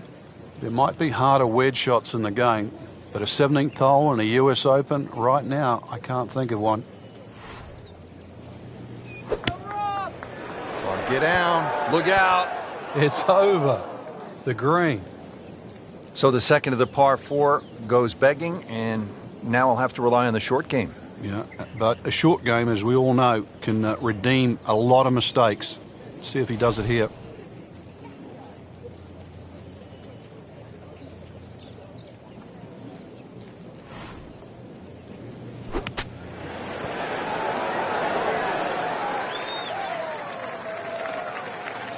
How about that shot right there from that lie in the rough to knock it that close? That's good. This is an 11-foot putt.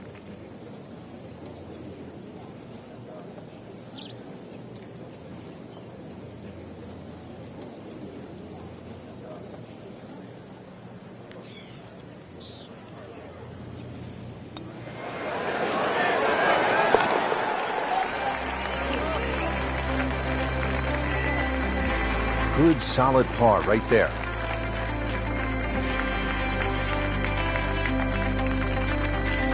This is where so many of the legends, from Hogan to Nicklaus to Miller to Els, made their imprint. And don't forget about Angel Cabrera, the last time the U.S. Open was played here. The 18th hole, the clubhouse straight ahead. What a view, and what a moment in the championship.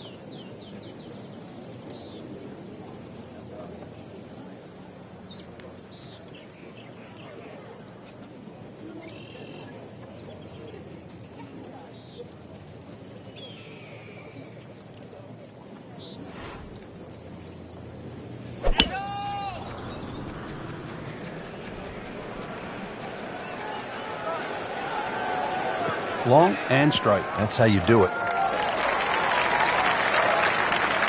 Frank just never really adjusted to these changing winds. They have been a problem for everybody out there. But once again, smart shot selection. You don't have to aim every shot at the flag today.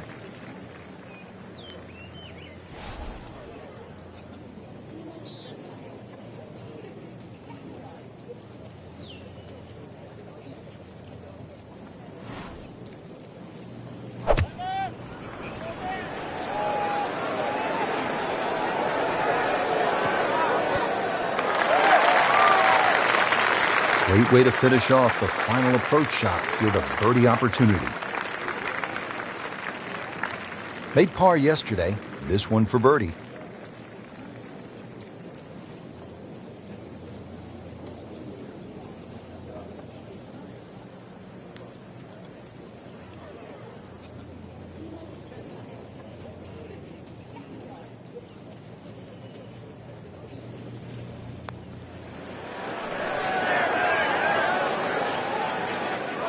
You couldn't ask for much more than that, except to make it.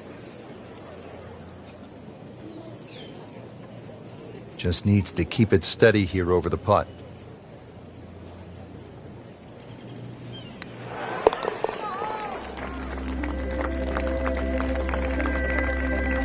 Good putt.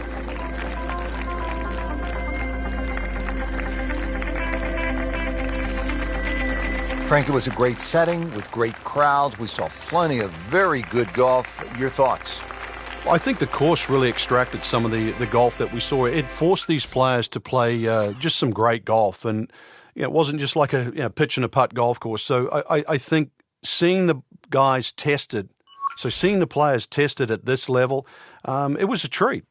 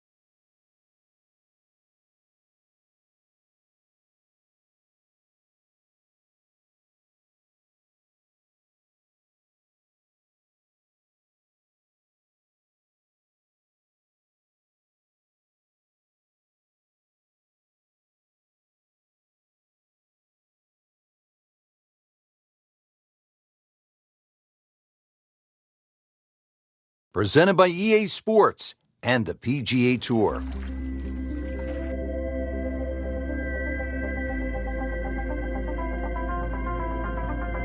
It is just an ideal day for golf. Rich Lerner alongside Frank Nobilo for EA Sports. We're getting set for all the action this afternoon at Wetlands Golf and Country Club in Florida.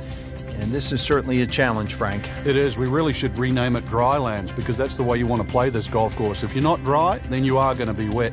That swampland is just all the way around this golf course. In between it, though, is fairway. So fairway, the goal all day today. And as always, with the state of Florida, you have to factor in the changing winds. Really good opening hole here at the Wetlands. It's a par 5, and it is all you want at 660 yards.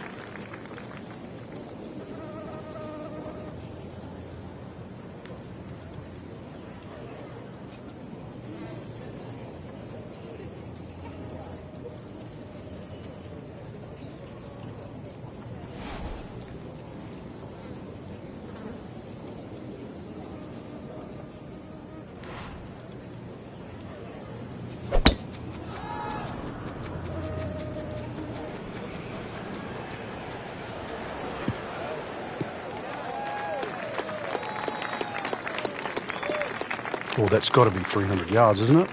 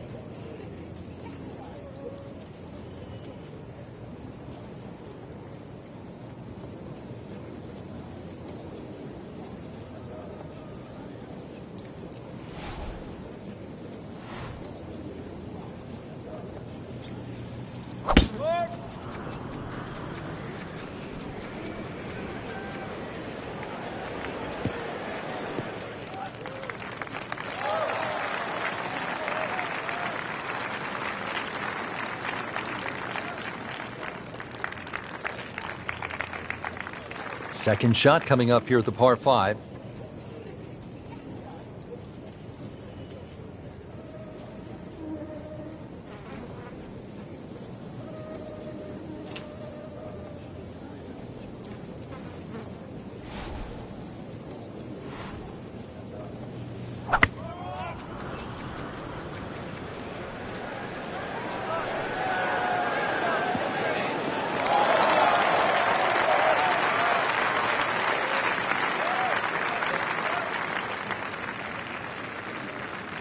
Second shot.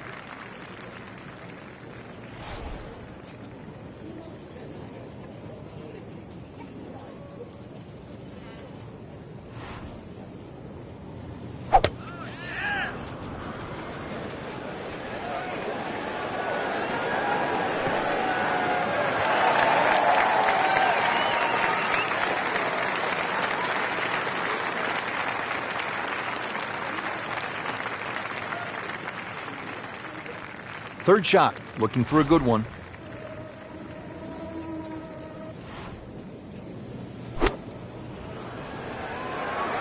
That should be pretty good right there. On the safe side. Terrific golf shot. And now, that for an easy birdie.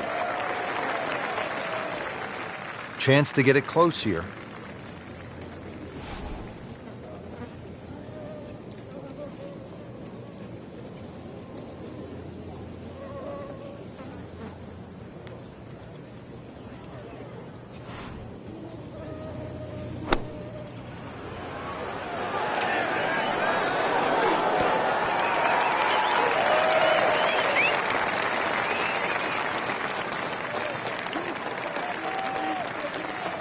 Not a gimme, but well within his range.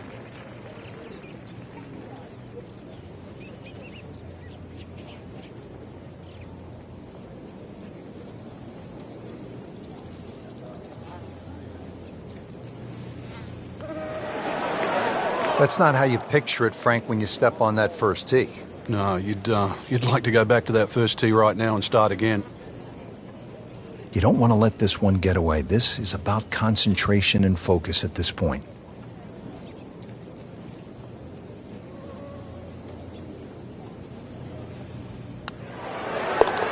-1 in early going. Just a little tap in here. Did the job right there.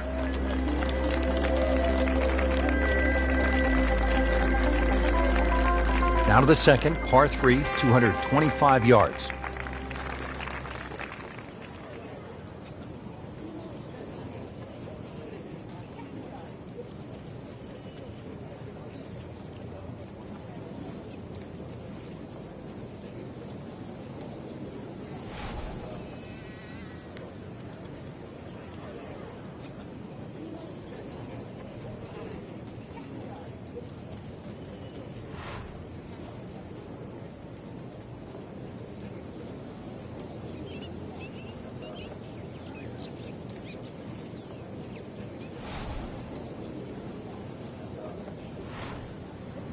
Frank, there's a real art to putting a good score on the board, isn't there? Yeah, that's why stroke play is so tough, Rich. You're trying to minimize everything on a golf course, turn a 6 into a 5 or a 4 into a 3. It's like even off the edge of a green, trying to get up and down in 2 rather than 3. And you've got to do it for 18 straight holes. Straight holes. If it's a 72-hole tournament, then you've got to do it for 4 straight days. And that's why that's always been the best predictor of our best players, the ones that can go 4 days and make the least number of mistakes.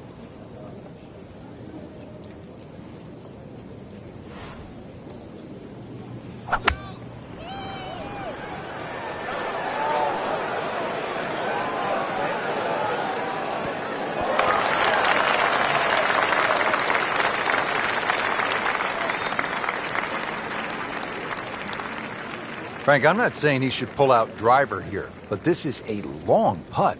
Greens are fast, though. You never know. Good line, good pace. Might have a chance.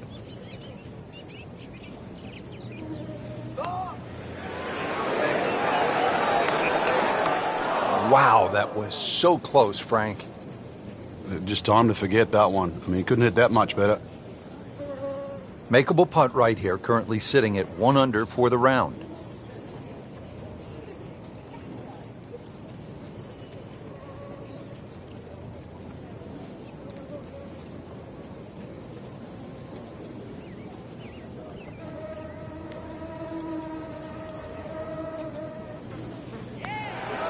Bottom of the barrel, and now to 2 under. For the par. Still even par for the day. We're at the 3rd hole now at the Wetlands. It's a par 4, 460 yards. Frank, you watched the Web.com Tour event down here, and what'd you see when the young Bombers came to this hole? Oh, this is a hole they just love, Rich. You know, it's flat, it's long, and it's straight, so they just tee it up, aim it straight at the green, hit it as hard as they can. And some of these guys were just going in with an 8 or a 9 iron. It was quite amazing. And, of course, when you go with an 8 or a 9 iron into this hole, you look at 3 more often than not.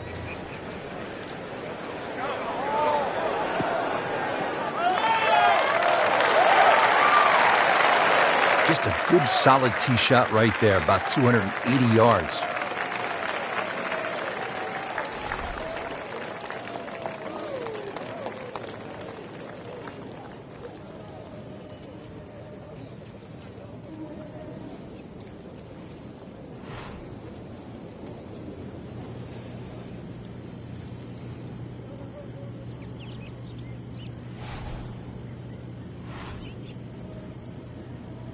Rich, these winds haven't subsided at all today. It's certainly a tough test out there right now for these players. They get your attention, don't they, as a player? They have club selection right now vital.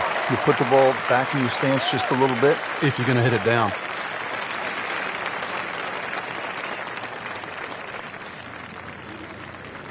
In the fairway, it's lying nicely, and 180 yards left.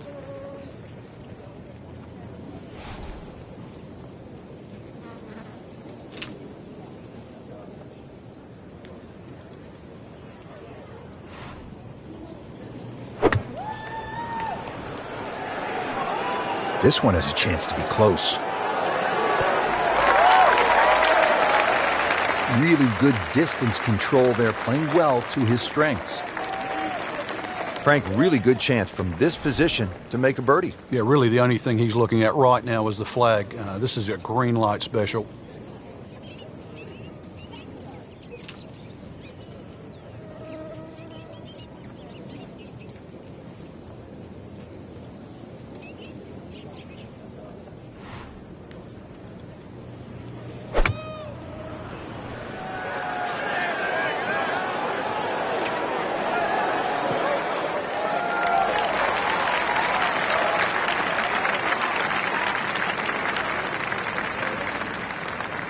Standing over this putt, concentrating on the read.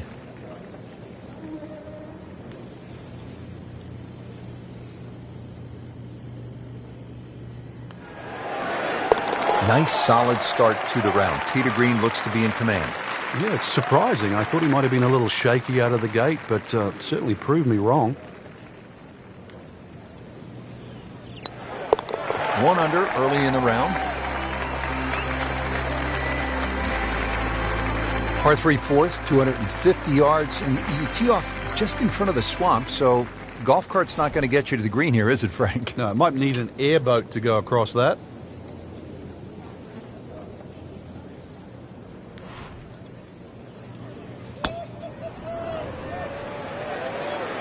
Well, this one should be safely on deck here. Good chance now after that approach shot for a birdie. Oh, he was so precise coming in, and the measurement is 9 feet away.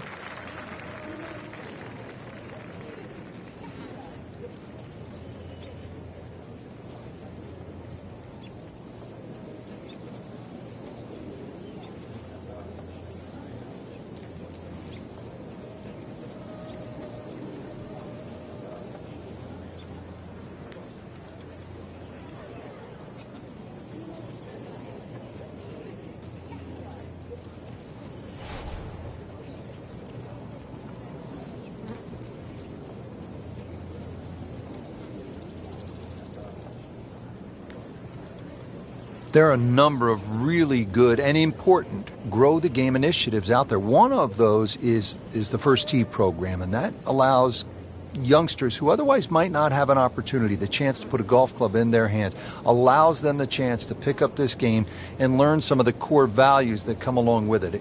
It's about much more than making a score. It's about integrity. It is about responsibility, values like that. And this game is so good in instilling those kind of characteristics in young people.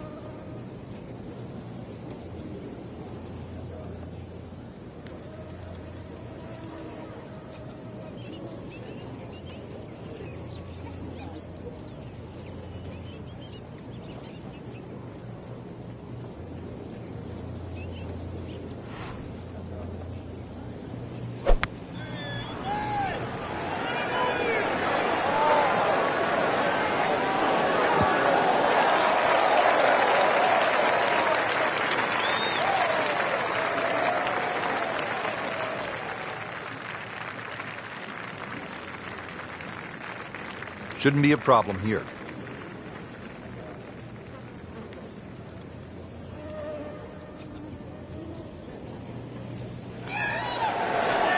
Wow, I thought he made that. Oh, I thought they'd at least pick up a shot. Birdie looked like a sitter. Now at par.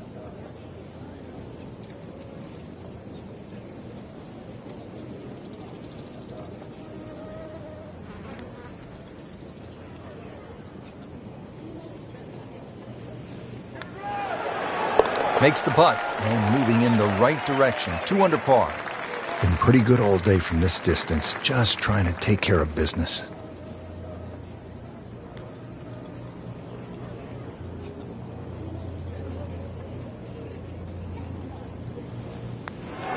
And he makes it for par. Good look now at the 5th hole here at the Wetlands. Par 5, and it's a good one. 635 yards.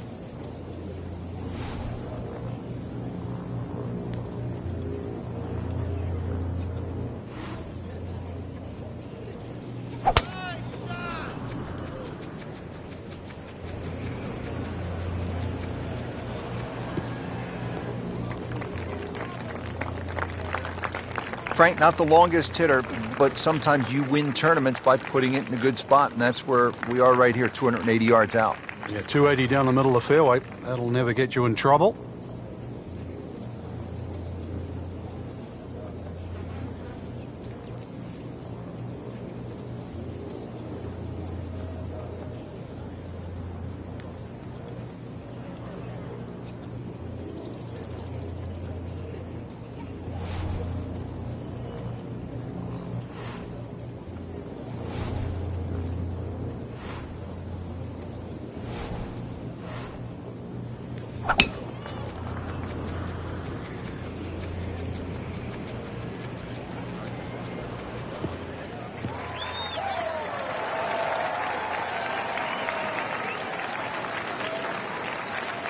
Okay, the second shot now at this par 5.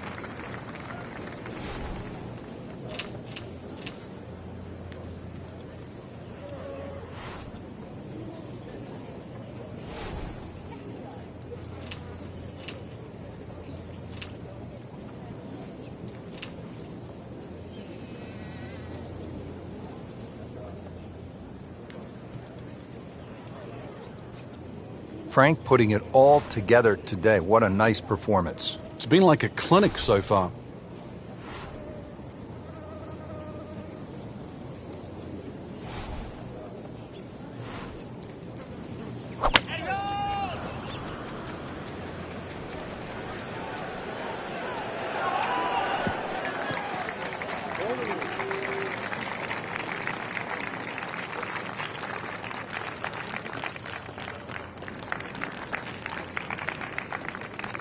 And from the fairway for his second shot here.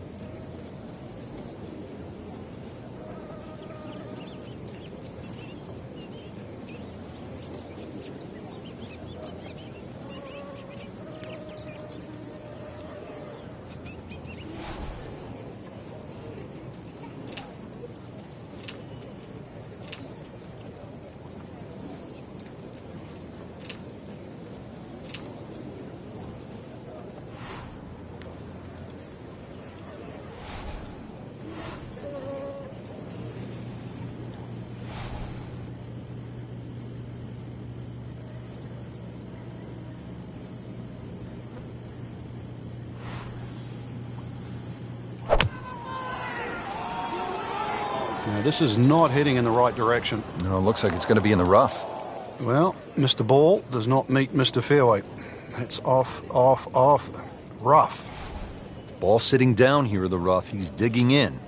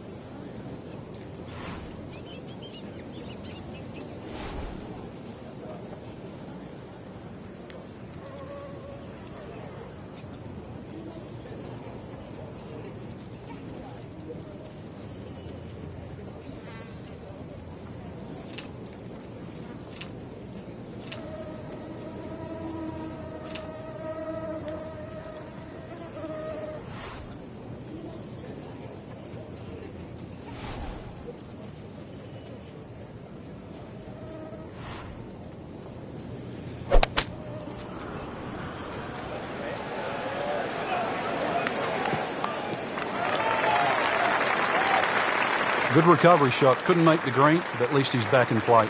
Played the smart shot right there. Frank, this is a position where a player is absolutely licking his chops here. Good chance to make a birdie. Yeah, this is when this game just looks like fun. Bunkers don't seem to be in play. The only thing you're really looking at right now is just the flag.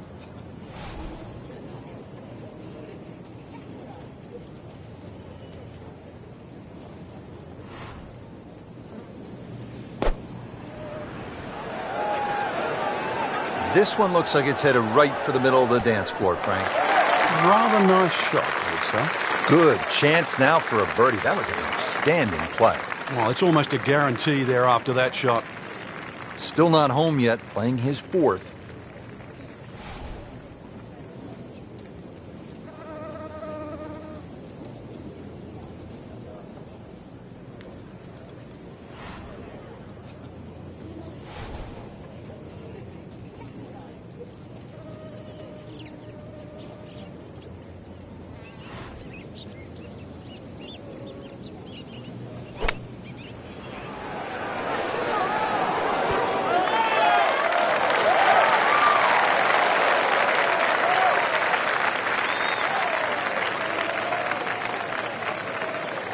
Just needs to keep it steady here over the putt.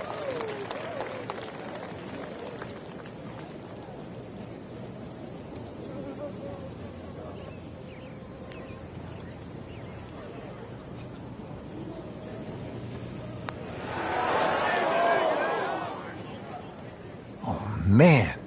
I just pushed it. Boy, that hurts. Shouldn't be a problem here, but not a formality either.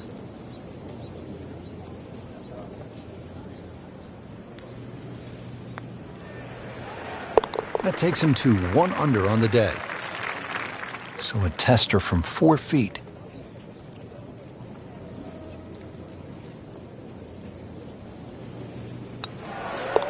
Good putt and a good move. Now to 4 under. Par 4 sixth here at the Wetlands. 440 yards and water to deal with. Two choices here, Rich. Lay it up short of the Wetlands or, well, chance it. Brave enough. Tee it up and flash it across the Wetlands for just a mere short iron into this lengthy par 4.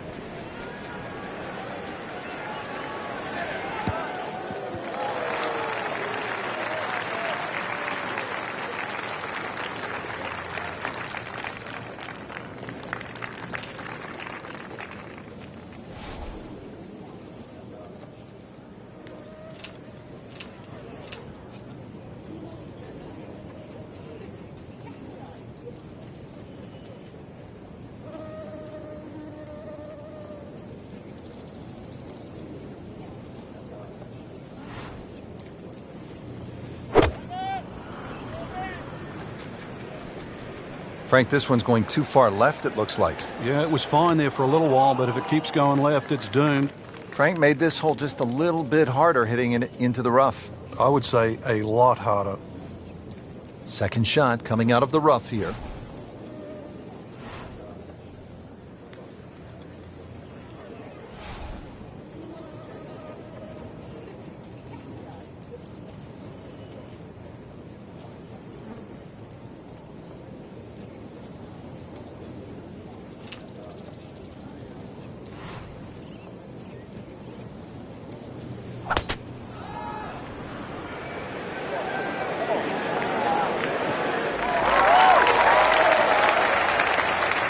Frank did the prudent thing there, didn't he?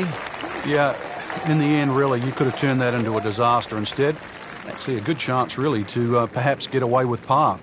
Now from a good position in the fairway, his second shot.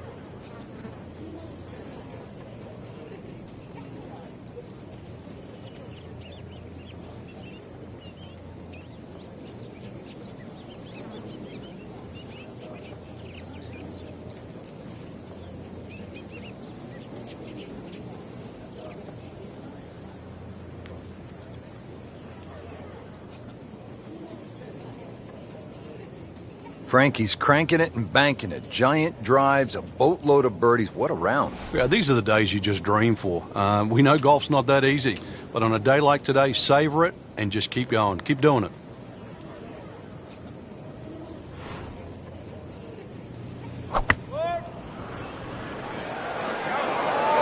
Whoop, this is taken off on a weird line. And it's going to be in the rough, it looks like. And into the thicker stuff. Let's see if he can bludgeon this one out. Setting up for an approach shot here. Frank, this is good golfing weather. Nice strong breeze.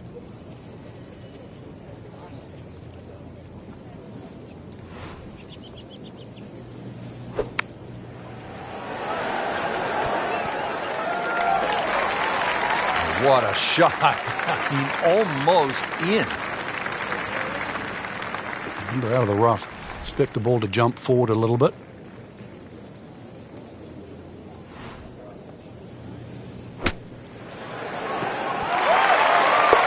Oh, dude, that in the hole. Tremendous shot. So they'll tap in. Did the job right there. Here's another scoring opportunity, Frank. A par 5. The 7th is just a shade under 600 yards. And it bends gently to the left, Rich. Longer hitters can obviously get home, and nothing really to be worrying about with that second shot if you can reach. The wetlands are well to the right of this hole for the second shot. But if you want to play to the 3-shotter, then that's a very safe, conservative way and really shouldn't cause you any problems whatsoever.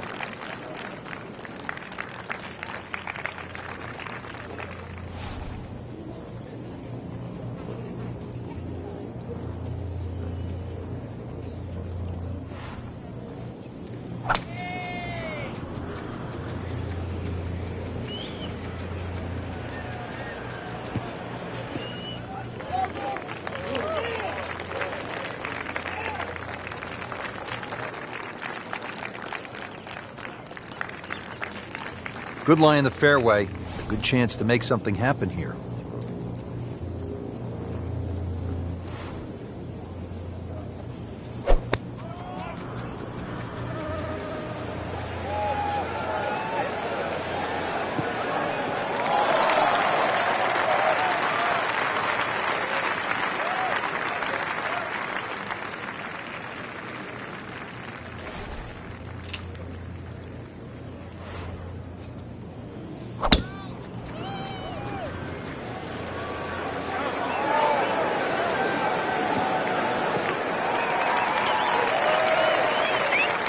Paying attention like a little kid at school, Frank. That baby's sitting up. Sitting up? It's got the best view as well. You don't even need binoculars from where that ball is.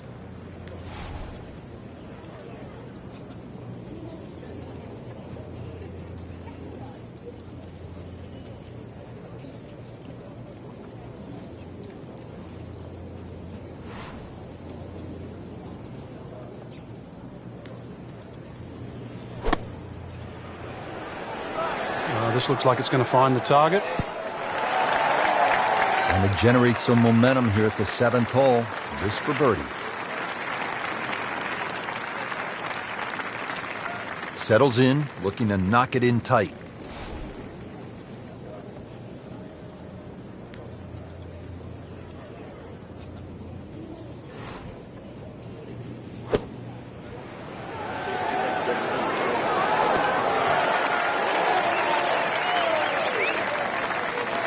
You don't want to let this one get away. This is about concentration and focus at this point.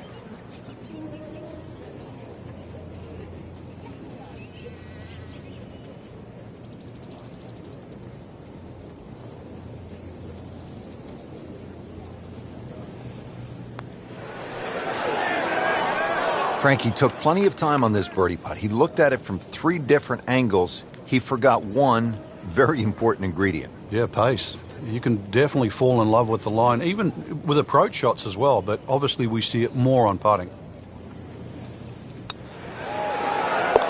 Just an amazing display. The records continue to fall. Just a couple of feet.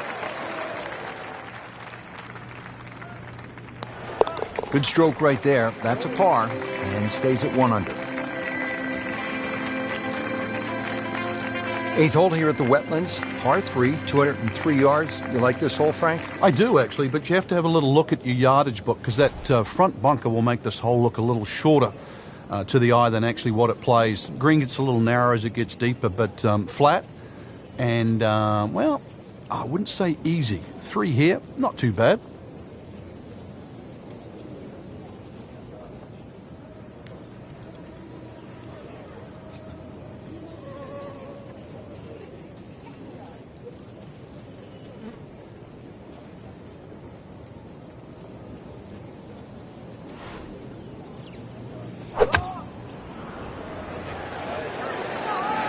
Appears to be tracking well.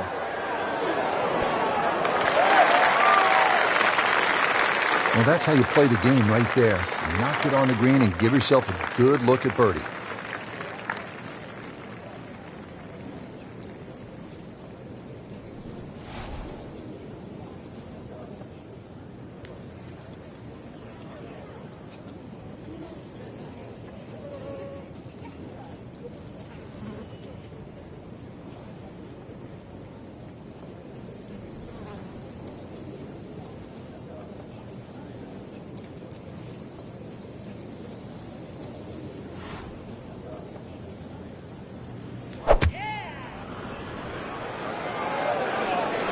Another good swing, and it looks like, Frank, another really good shot.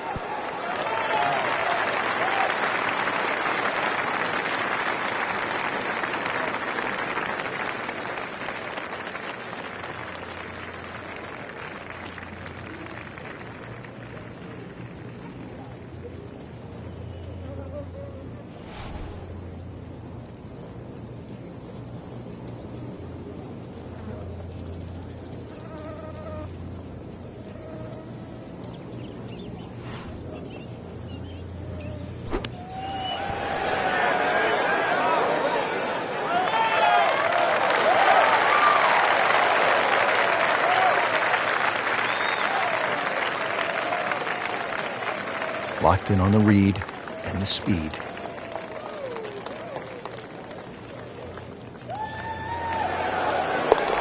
Good roll, good putt. Just a little tap in here. He'll take par and move on. Finishing up the front side here at the Wetlands Golf and Country Club with a par 5, 621 yards.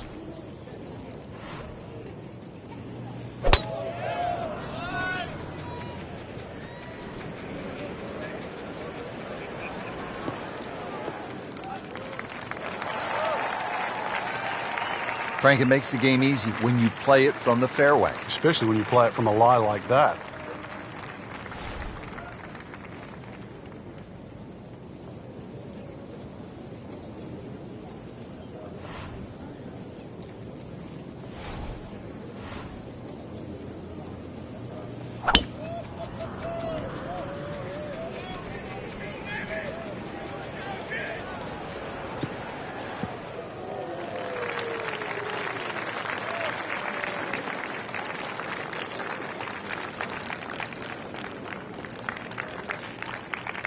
Second from an excellent lie.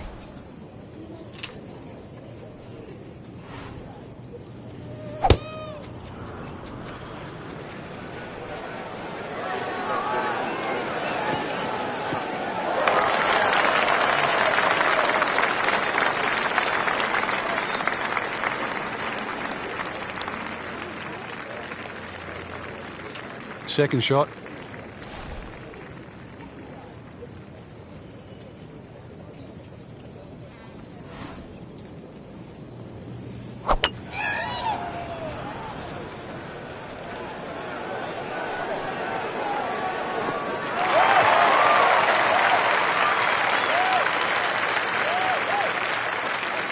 Ready for his third shot, needs to hit this close.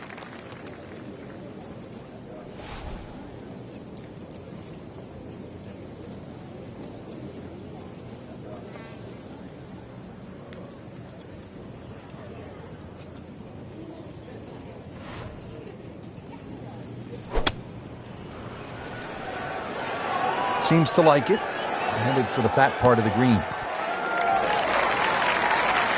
Chance to close out the front side here with a birdie.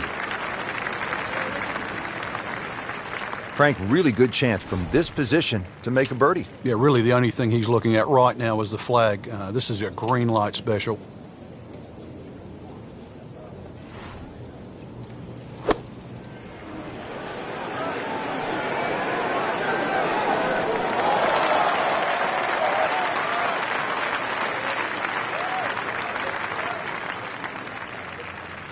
This one just requires a little bit of focus.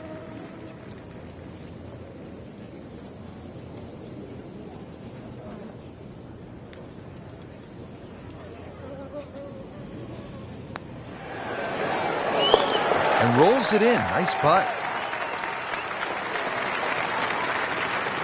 These putts keep the round together.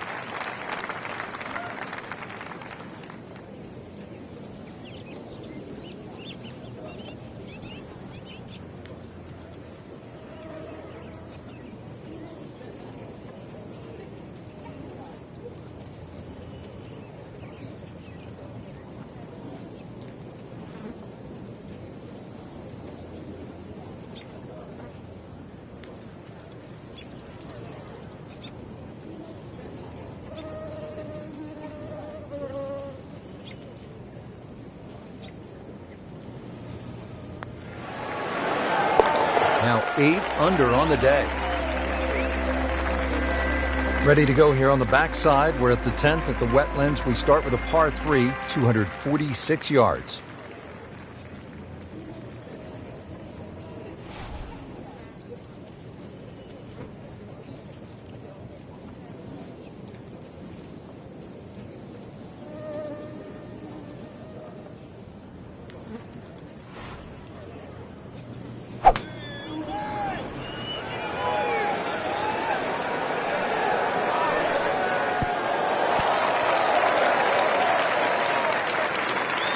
That just came out blazing.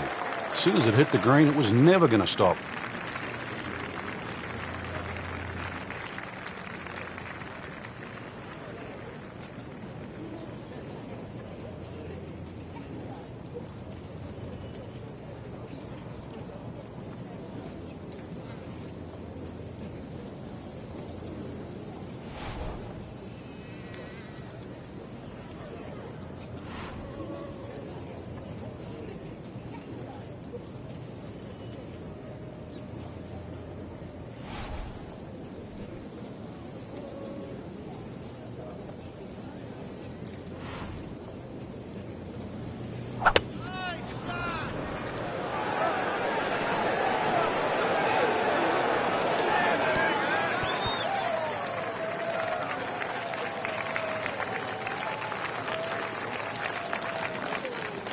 Birdie try up next.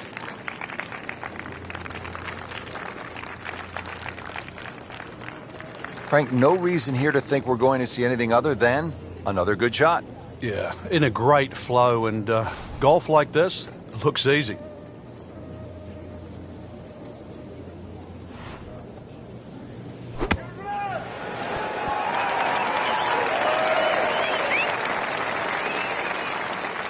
Here, but this is a long putt. Greens are fast, though. You never know. Good line, good pace. Might have a chance.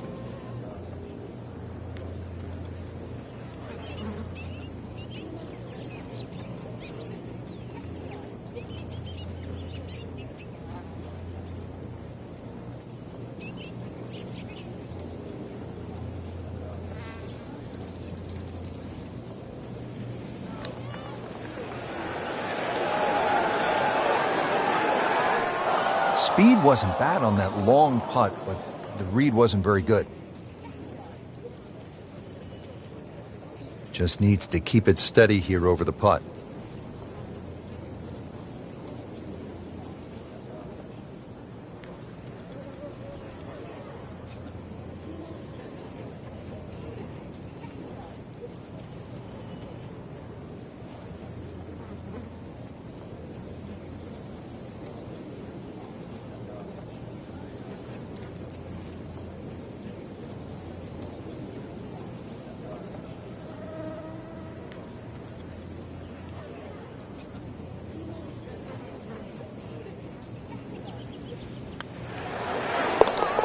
That is a solid par putt.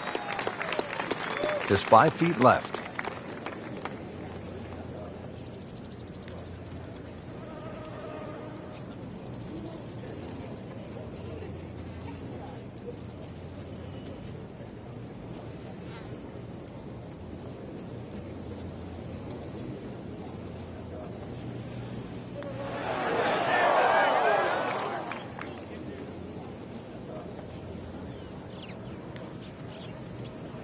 So just a formality here. -1 for the day. Moving on to the par 4 11th, just a little bit more than 440 yards.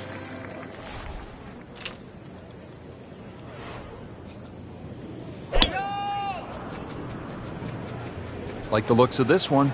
Oh, yeah.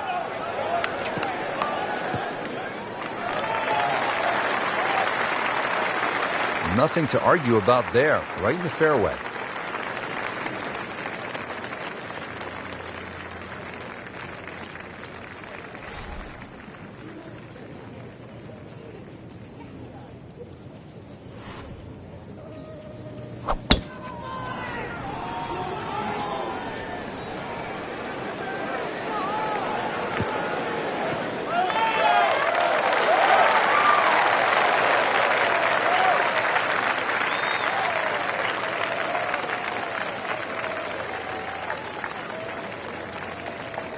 Frank, this is a position where a player is absolutely licking his chops here. Good chance to make a birdie. Yeah, this is when this game just looks like fun. Bunkers don't seem to be in play. The only thing you're really looking at right now is just the flag.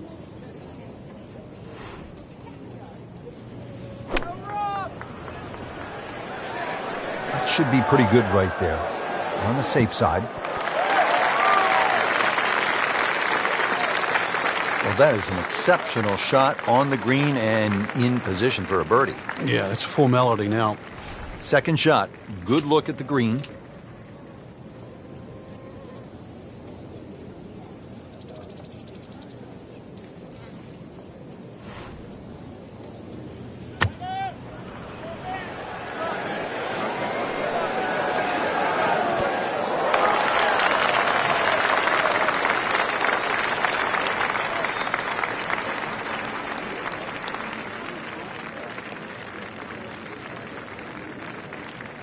And getting ready for the putt.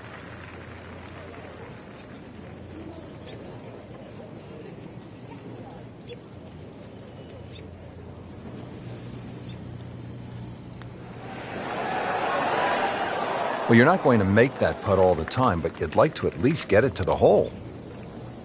If he keeps putting like that, he's going to be an announcer in no time.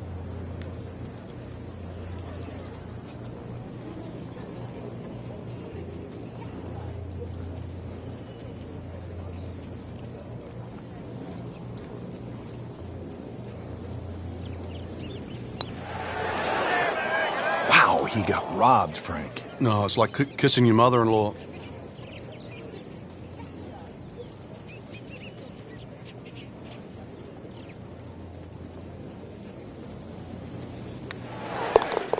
A good effort, a good par putt. Just a tap in to finish the hole. Did the job right there.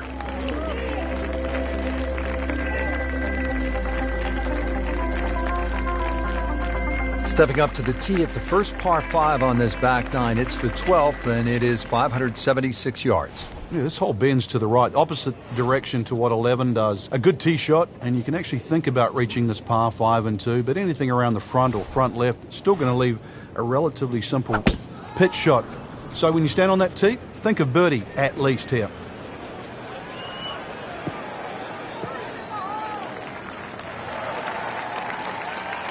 Not the longest, but not bad. 295 yards in the fairway.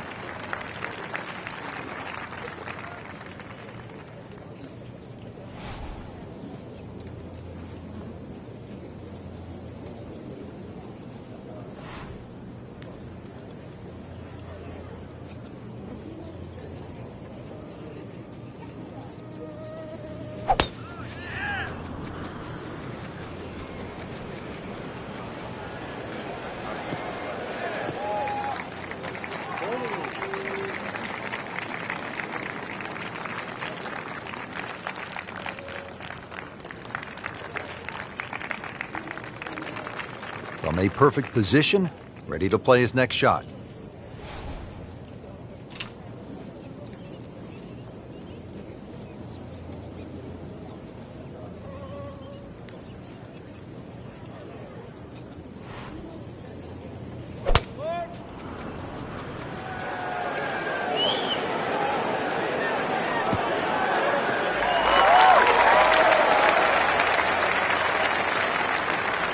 As he strides up here to the 12th green, having hit it in regulation, he knows now that his work is by no means done.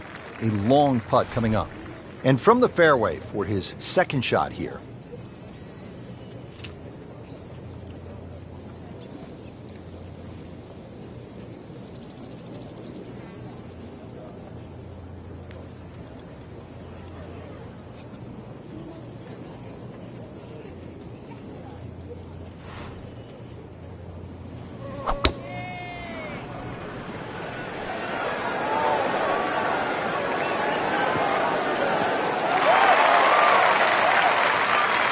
That's an absolute beauty.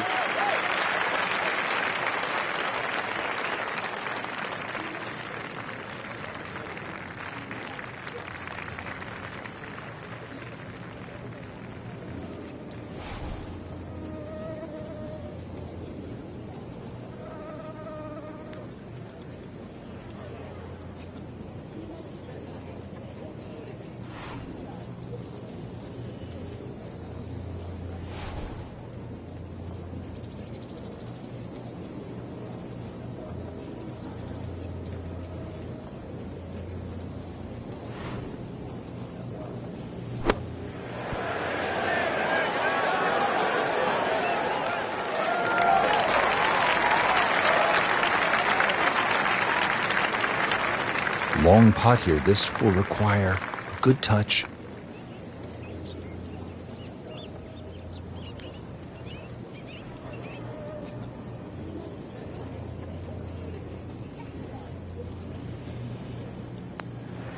Could it be? This one has a chance, and he has it. Beautiful putt. Makeable putt right here, currently sitting at 1 under for the round.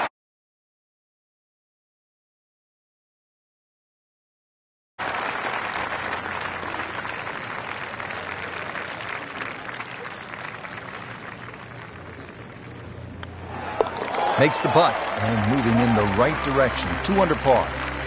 Now to par 4 13. Frank, what are the options here?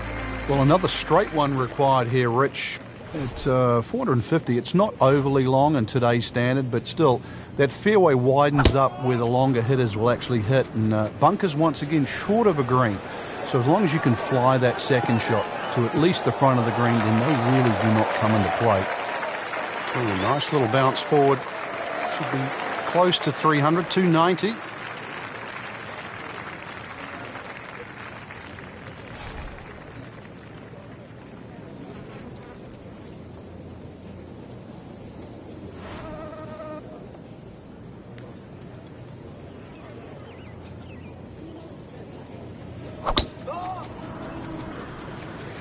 Well, this one's sweet, Frank. Super. That's a good spot right there. Center cut.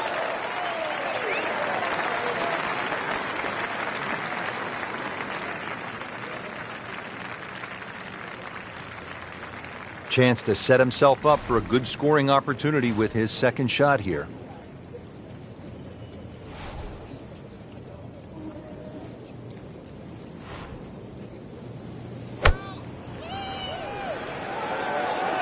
Another good swing, and it looks like, Frank, another really good shot. Oh, can't hide the flagstick from that man.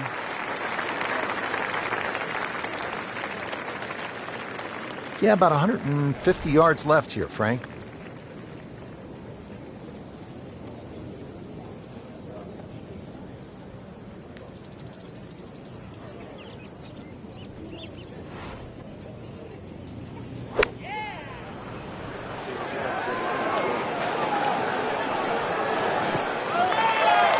Mishit, wrong club. What happened there, Frank?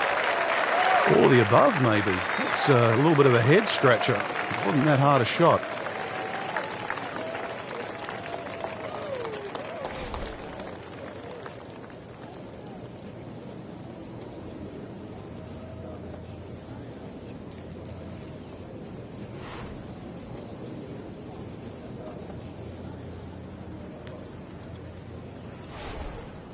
Strong wind here early in the round.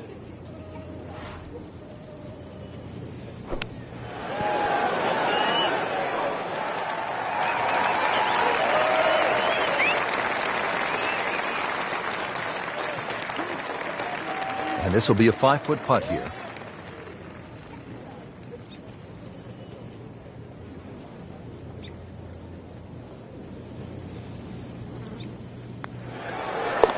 Just an amazing display. The records continue to fall. Lining this one up for par.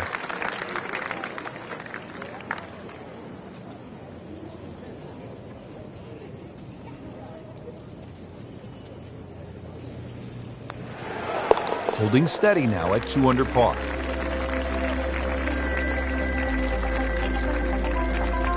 Good par 3 here at the 14th. It's a little bit more than 200 yards, Frank.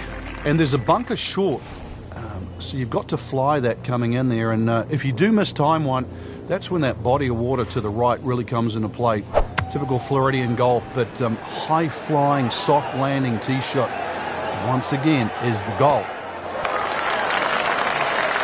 Just a pure strike, a perfect result. He'll have a good look at birdie now.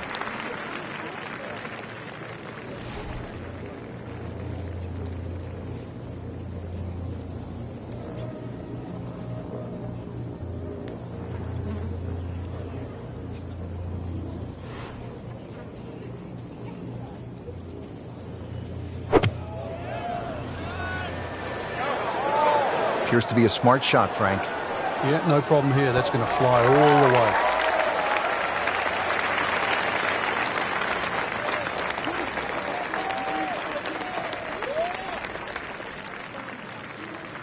Been pretty good all day from this distance, just trying to take care of business.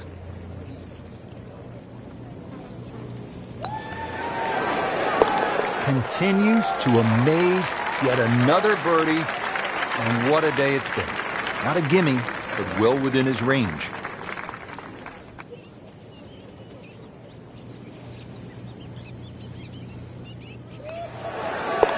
3 under on the day.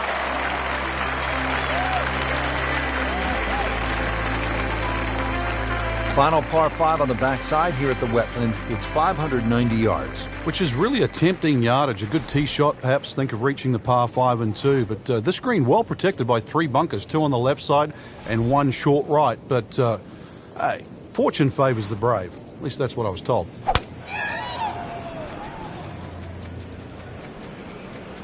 Oh, if this is up, it's good. Oh, this looks good. Certainly is. Right where they were aiming, in the fairway.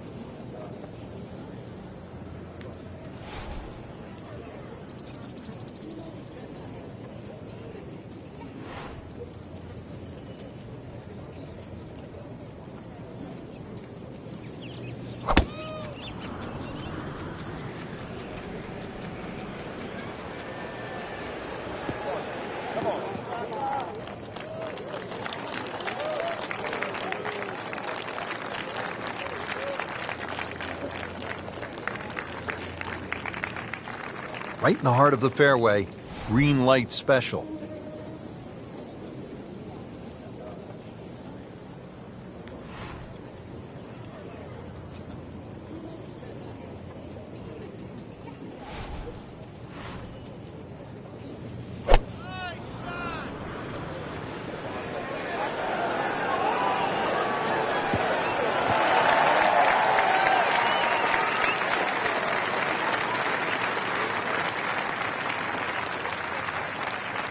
Now from a good position in the fairway, his second shot.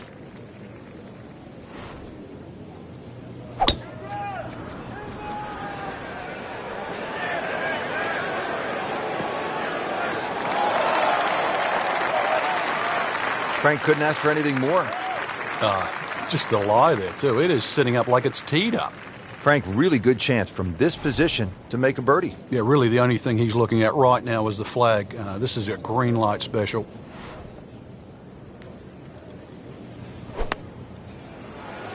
Seems to like it. Looks like it's headed for the green. Beautiful shot. That is tight. Unbelievable. That is one to savor for the rest of the round. He's set up for his third shot here, looking to get it on the green with this.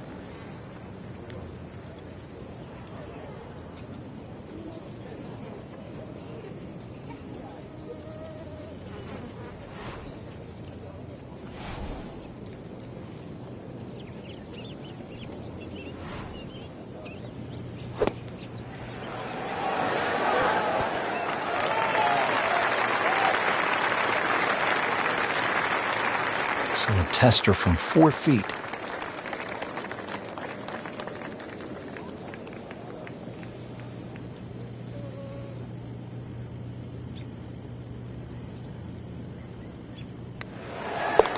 Putting a good round together now at 4 under. Really not much to this. The only issue would be a lack of concentration or focus. Chalk that up as a birdie for the scorecard. Moving to the 16th hole here at the Wetlands, 455-yard par 4, and you can see, Frank, that green is heavily guarded. And consequently, you're really going to have to judge that second shot. Know your yardage, and also a good strike's required to safely keep the ball on the putting surface.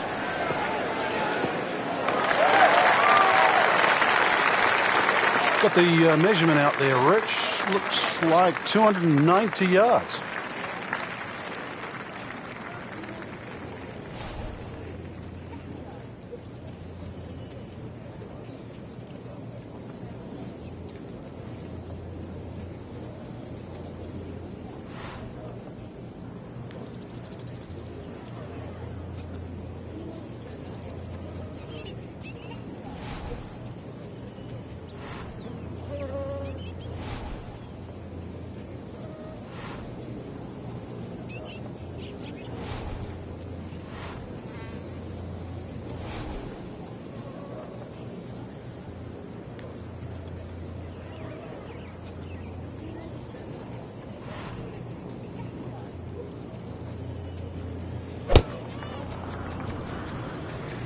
Game's about rhythm. When you have good rhythm, it just looks effortless. To hit the ball 300 yards through the air, that easy.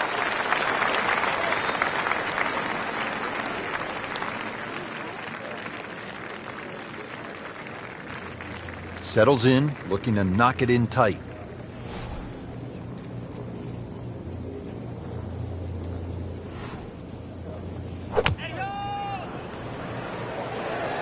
Good-looking shot right here. Wow, Frank, he is dialed in. Yeah, that was just some shot on that. Easy birdie. Second shot.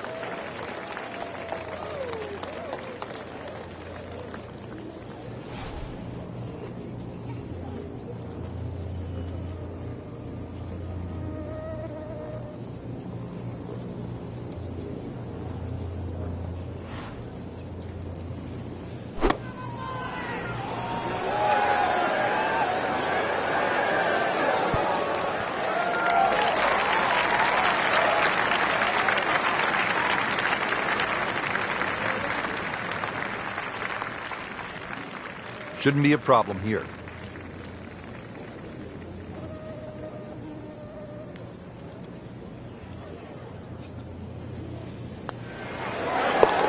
Starting to really play well. -5.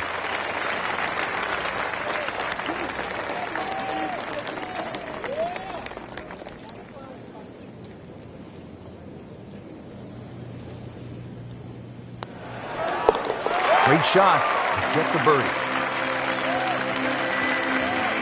17th at the Wetlands, par 3, 238 yards. Frank, how would you describe this hole? Well, it's a hole really that shapes up well for a nice little high draw. See the angle of the green pointing slightly to the right. A nice little draw into this par 3. And that'll find a nice avenue. Maybe a kick forward, 15, 20 feet left for birdie. And if you birdied 16, chance to birdie 17 as well. That's an outstanding shot right there, and it sets up a really good look at birdie.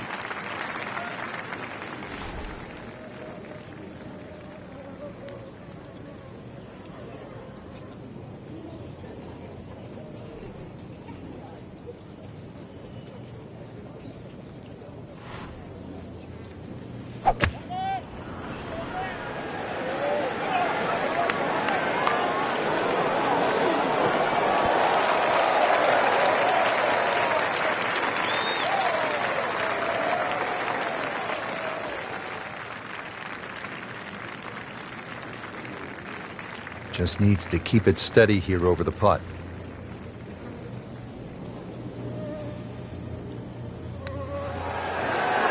A great roll right there. Just a pure stroke right in the heart. He's putting for birdie now.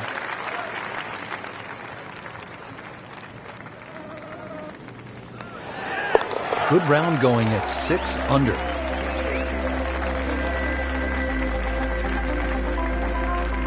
Well, this is it, Frank, the 18th hole, and on paper it looks like you can get this one. You can make a birdie because it's only 377 yards. You're exactly right, Rich. Just a nice drive. Doesn't even have to be a driver here. It's going to set you up really short iron wedge into this short par 4. And, well, I always like to finish on a birdie. I know you do too, because a little walk to the clubhouse there on the left, maybe a hot dog or a hamburger.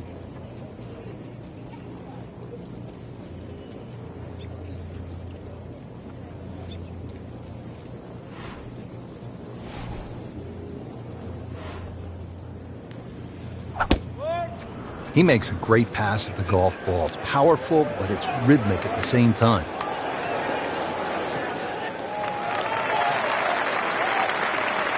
Frank, that ball's sitting up like it's on plush carpeting.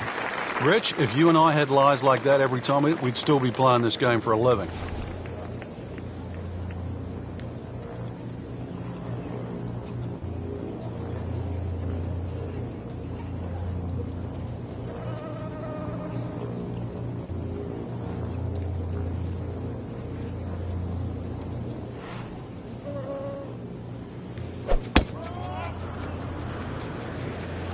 Right out of the center of the bat. Did you hear that?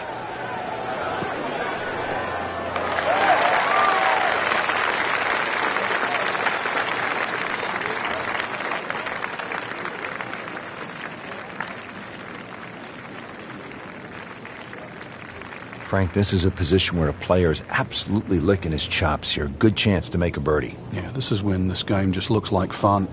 Bunkers don't seem to be in play. The only thing you're really looking at right now is just the flag.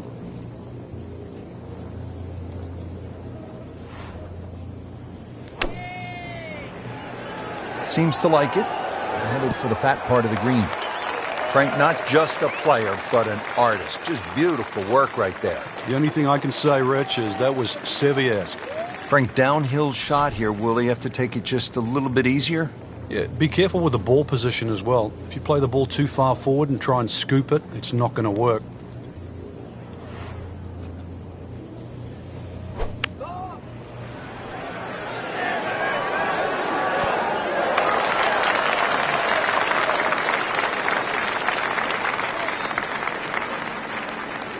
Settles in over the putt.